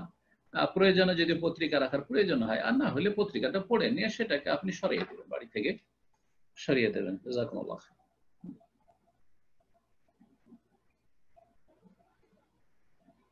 তারপরে ওকে, তো ইনশাআল্লাহ এই পর্যায়ে প্রশ্ন করবেন কারিমা বেগম, আপনি প্রশ্ন করুন। সরি সিস্টার, আমি একটু সময় চেয়ে নিচ্ছি, আপনার বাই মিস্টেকলি আপনার হ্যান্ড ডাউন হয়ে গেছে। আমি ইনশাআল্লাহ আপনাকে এরপরে সুযোগ করে দেবো ইনশাআল্লাহ। এই পর্যায়ে প্রশ্ন করবেন মোহাম্মদ আজাদ, আপনি প্রশ্ন করুন। আসসালামু আলাইকুম শেখ। ওয়ালাইকুম আসসালাম ওয়া রাহমাতুল্লাহি ওয়া বারাকাতুহু। কেমন আছেন শেখ? জি আলহামদুলিল্লাহ। আজাদ ভাই কোত্থেকে? আলহামদুলিল্লাহ, আমি পেনসিলভেনিয়া থেকে বলছি, পেনসিলভেনিয়ার আপার ডার্বি থেকে। মাশাআল্লাহ। প্রথমে আল্লাহর কাছে শুকরিয়া আদায় করছি, লাখো শুকরিয়া যে আপনার সাথে আমি আজকে কথা বলতে পারতেছি। জাযাকাল্লাহ খাইর। আলহামদুলিল্লাহ। আল্লাহ আপনার উপর রহমত বর্ষিত করুন, আপনারা খেদমত করতে পারেন। শেখ, আমার একটা প্রশ্ন ছিল শেখ, সেই প্রশ্নটি হচ্ছে বাড়ির অনেকেই বলে যে বাড়ির কাছে যদি মসজিদ থাকে শেখ, সেই মসজিদে নাকি নামাজ পড়তেই হবে, ওই মসজিদকে উপেক্ষা করে যে দূরের মসজিদে নাকি যাওয়াটা ঠিক না, বা মসজিদের হক আছে, মসজিদ অভিযোগ করতে পারে, এরকম কথাবার্তা বলেন। আমরা শেখ, আমার বাড়ির পাশে মসজিদ আছে, বিশাল মসজিদ, কিন্তু সেই মসজিদ কোরআন এবং হাদিস অনুযায়ী, সহিহ আকীদা অনুযায়ী মসজিদটা পরিচালিত হয় না, এবং তাবলীগ জামাত সেই মসজিদটা পরিচালিত করে। এখন কথা হচ্ছে শেখ, আমরা একটা আফ্রিকান মসজিদে যাই, জুম্মার নামাজ কয়েকজন ভাই মিলে সেখানেই পড়ি, এবং ওইখানে আমরা কমফোর্ট ফিল করি শেখ। এই বিষয়ে যদি কোরআন এবং হাদিস থেকে যদি কোনো কিছু বলতে পারেন। আসসালামু আলাইকুম। দেখেন, মসজিদ আবাদ করা মুসলিমদের উপর ফরজ। মুসলিমদের উপর ফরজ হচ্ছে ইন্নামা ইয়ামুরু মাসাজিদাল্লাহ মান আমানা বিল্লাহি ওয়াল ইয়াউমিল আখির। মসজিদ আবাদ করবে ওইসব লোকেরা যারা আল্লাহর প্রতি ঈমান রাখে, পরকালে ঈমান বিশ্বাস রাখে। মসজিদ যদি আমি আপনি দু চারজন না গেলেও আবাদ হয়ে যাবে, অনাবাদ হবে না, আজান হচ্ছে না, ইকামত হচ্ছে না, জামাত হচ্ছে না, এরকম নয়, হয়ে যাবে, আমরা না গেলেও হয়ে যাবে দু চারজন, তাহলে কোনো অসুবিধা নেই। আপনি প্রয়োজনে কাছের মসজিদ ছেড়ে দূরের মসজিদে যেতে পারেন। আর যদি দেখা যায় যে না, কাছের মসজিদটা অনাবাদ হবে, যদি আমি চলে যাই তো এখানে আজানি হবে না, আমি না থাকি তো জামাতি হবে না, তাহলে আমি বা আমার যারা সাথে দু চারজন রয়েছে তারাকে নিয়ে জামাত করতে হবে, কারণ এটা কাছের মসজিদ। প্রথম কথা, যে মসজিদে আপনি যাচ্ছেন না, কাছের মসজিদ হওয়া সত্ত্বেও, সেই মসজিদের ইমাম হচ্ছে বেদাতপন্থী। বেদাতি দুই রকম, বড় বেদাতি যারা কবর মাজার পূজা করে, আর ছোট বেদাতি তার চাইতে যারা কবর মাজার পূজা সরাসরি করে না, কিন্তু তাদের মধ্যে বেশ কিছু শিরকি আকীদা আর বেদাতি আকীদাতে ভরপুর রয়েছে, যেমন দাদের কথা বললেন। তাহলে এই ক্ষেত্রে মনে রাখবেন, উলামায়ে কেরামরা একমত যে বেদাতির পিছনে, যদিও বেদাতি মানে ইসলামের গণ্ডিতে থাকা বেদাতি, বড় শিরককারী বেদাতি নয়, কবর মাজার পূজারী নয়, তারপরও তাদের পিছনে সালাত আদায় করা মাকরুহ, অপছন্দনীয়, অপ্রীতিকর। সুতরাং আপনি এই মাকরুহ, অপ্রীতিকর, অপছন্দনীয় কাজ থেকে বাঁচার জন্য সহিহ আকীদার ইমাম সেখানে রয়েছেন, আর সেখানে সহিহ সুন্নত মোতাবেক সালাত আদায় করতে পারবো, সেখানে আমাদের চোখের সামনে বিদআত হবে না সম্মিলিত মোনাজাতের, আর সেখানে আপনার সুন্নত মোতাবেক সালাত আদায় করতে কেউ বাধা দিবে না, কেউ ক্রিটিসাইজ করবে না, আমিন জোরে বললে গায়ের জ্বালা হবে না, রফায়দান করলে তাদের গায়ের জ্বালা হবে না, কাঁধে কাঁধ পায়ে পা মিলালেও গায়ের জ্বালা হবে না, সেই জন্য যাচ্ছি। তাহলে তো আপনি বেশি সওয়াবের জন্য যাচ্ছেন, বেশি সওয়াবের জন্য যাচ্ছেন, আর ঝগড়া বিবাদ থেকে বাঁচার জন্য যাচ্ছেন। তো আশা করি বিষয়টা বুঝতে পেরেছেন। যদি আপনার এই সৎ উদ্দেশ্য থাকে যে আমি সুন্নাহ ভিত্তিক সালাত আদায় করার জন্য দূরের মসজিদে যাচ্ছি, তাহলে কোনো অসুবিধা নেই। আর যদি দেখা যায় যে দুটোই সুন্নাহ ভিত্তিক মসজিদ, তাহলে কাছের মসজিদে সালাত আদায় করা উচিত। যেটা আপনার বাসার কাছে মাঝে মধ্যে কাজবশত যেতে পারেন, যেখানে যখন প্রয়োজন তখনই সালাত আদায় করে নেবেন, কিন্তু কাছের মসজিদ সেটা বেশি হক রাখে যে সেটাকে আবাদ করবেন। তবে যেখানে দেখবেন যে মুসল্লির সংখ্যা অনেক রয়েছে, তখন আর কোনো অসুবিধা নেই, যে কোনো জায়গায় আল্লাহর মসজিদে যেখানে সালাতের সময় হবে, যেখানে সুবিধা হবে সালাত আদায় করবেন, কোনো অসুবিধা নেই ইনশাআল্লাহ। জি, জাযাকাল্লাহ খায়রান। তো ইনশাআল্লাহ আজকে সর্বশেষ প্রশ্ন, কারিমা বেগম, আপনি প্রশ্ন করুন ইনশাআল্লাহ। আসসালামু আলাইকুম ওয়া রাহমাতুল্লাহ। জি, ওয়ালাইকুম আসসালাম ওয়া রাহমাতুল্লাহি ওয়া বারাকাতুহু। জি, আমি নিউ ইয়র্ক থেকে বলতেছি। আমার একটা প্রশ্ন ছিল শায়েখ, ওই আমাদের ধর্মে চাচা, মামা, ফুফু, খালা ওনারা মাহরাম হিসেবে আছে, বাট ওটা বলা হয় নাই যে সৎ চাচা, সৎ মামা, সৎ খালা, সৎ ফুফু, ওনাদের বিষয়টা মানে কিরকম একটু যদি বলতেন। আসসালামু আলাইকুম। মামা হচ্ছে মাহরাম, কথা বুঝতে পেরেছেন? চাচা হচ্ছে মাহরাম, কিন্তু খালু মাহরাম নয়, ফুফা মাহরাম নয়, দুলাভাই মাহরাম নয়, এগুলো ভালো করে মনে রাখবেন। জি, তো এখন এই যে চাচা আর মামা, এরা যে মাহরাম, অর্থাৎ তাদের সাথে স্থায়ীভাবে বিবাহ হারাম। স্থায়ীভাবে কোনো সময় নিজের মামার সাথে বিয়ে জায়েজ নয়, কোনো সময় চাচার সাথে বিয়ে জায়েজ নয়। চাচা বলতে 3 রকম চাচা বোঝায়, বরং 4 রকম বলে দিলে আরো বেশি ভালো হবে। চাচা বলতে এক চাচা হচ্ছে আপন চাচা, মা বাপ দুই দিক থেকে শরীক চাচা, আপন চাচা যেটাকে আমরা বলি। আর এক চাচা হচ্ছে বৈমাত্রীয় চাচা, সৎ চাচা। আর একটা হচ্ছে বৈপিত্রীয় চাচা, একজন বাপের দিক থেকে চাচা, একজন মায়ের দিক থেকে চাচা, বৈমাত্রীয়, বৈপিত্রীয়। এই 3 রকম চাচা, একে চাচা বলা হয়। 3 রকম মামা, আপন মামা, সৎ মামা, বৈমাত্রীয় যেটা, আর একটা বৈপিত্রীয়। এই 3 রকমের মামা হচ্ছে মাহরাম। আর এক রকমের মামা আর চাচা মাহরাম, সেটা হচ্ছে দুধ মামা আর দুধ চাচা যদি হয়। এই 4 রকম বললাম, তো আশা করি মনে রাখবেন। বাকি চাস্তো চাচা কোনো চাচা নয়, চাস্তো মামা, চাচাতো মামা কোনো মামা নয়। মামা আমাদের দেশীয় মামা, কিন্তু শারঈ ভাষায়, শরীয়তের ভাষায় মাহরাম হিসাবে মামা নয়। মামা বলেন, আমরা গোটা গ্রামের লোককে মামা চাচা বলতে থাকি, কিন্তু তারা কি মামা চাচা? ঠিক তেমনই চাচাতো মামা, চাচাতো চাচা, এর চাচা না। দেখেন, আলী রাদিয়াল্লাহু তাআলা আনহু, ফাতেমা রাদিয়াল্লাহু তাআলা আনহা কে ছিলেন? আপন চাচা, আপন চাচা না, আপন চাস্তো চাচা, আপন চাচাতো চাচা, মানে দূরের চাচাতো নয়। বিয়ে হয়েছে স্বামী স্ত্রী, তাহলে বোঝা গেল যখন চাচাতো চাচার সাথে বিয়ে জায়েজ, আপন চাচাতো, সুতরাং মাহরাম নয়, সেজন্য তো বিয়ে হয়েছে। যেটা আমাদের দেশে কেউ কবুল করবেন না, চাস্তো চাচাকে, আপন চাস্তো চাচাকে বিয়ে করেছি, হারাম কাজ করেছে, বিচার সালিশ বসে যাবে আমাদের সমাজে। জি, তো আশা করি বিষয়টা বুঝতে পেরেছেন। আমাদের দেশে অনেক আত্মীয় স্বজনদেরকে আমরা মাহরাম মনে করে থাকি, কিন্তু মাহরাম নয়। হ্যাঁ, টিউশনের যে টিচার আছে তাকে মাহরামের মতো মামা লাগিয়ে নিয়েছে, তার সাথে কাকা লাগিয়ে নিয়েছে, আর কত যে অঘটন ঘটছে। আল্লাহ হেফাজত করে এইসব থেকে, সব ফিতনা থেকে আল্লাহ যেন মুসলিমদেরকে বাঁচিয়ে রাখে। জাযাকুমুল্লাহ। বারাকাল্লাহু ফিকুম। তো শেখ ইনশাআল্লাহ অনেক সময় হয়ে গেল, আজকে শেষ করে জানি পর্যায়ে। জাযাকাল্লাহু খায়রান। জাযাকুমুল্লাহ খায়র। এখানে আমাদের প্রশ্ন উত্তর পর্ব শেষ করলাম। আল্লাহ রাব্বুল আলামিন যেন আমাদেরকে সঠিক কথা বলার তৌফিক দান করেন, সঠিক কথা শোনার তৌফিক দান করেন এবং সঠিক কথার উপর আমলের তৌফিক দান করেন। যদি অনিচ্ছাকৃত কোনো ভুল ভ্রান্তি হয় আল্লাহ যেন মাফ করে দেন, এবং কোন অনিচ্ছাকৃত কোনো ভুল ভ্রান্তি হলে আল্লাহ রাব্বুল আলামিন যেন তা থেকে আপনাদেরকে বাঁচিয়ে দেন। সেই ভুলের উপর যেন আপনারা না থেকে যান। আল্লাহ আপনাদেরকে যেন সংশোধন করার তৌফিক দান করেন, আমাকেও যেন সংশোধনের তৌফিক দান করেন। শেষখানে একটু দোয়া একটু আগে বলছিলাম, কিন্তু সেই দোয়াটি তখন আসছিল না, অর্ধেকটা বলেছিলাম।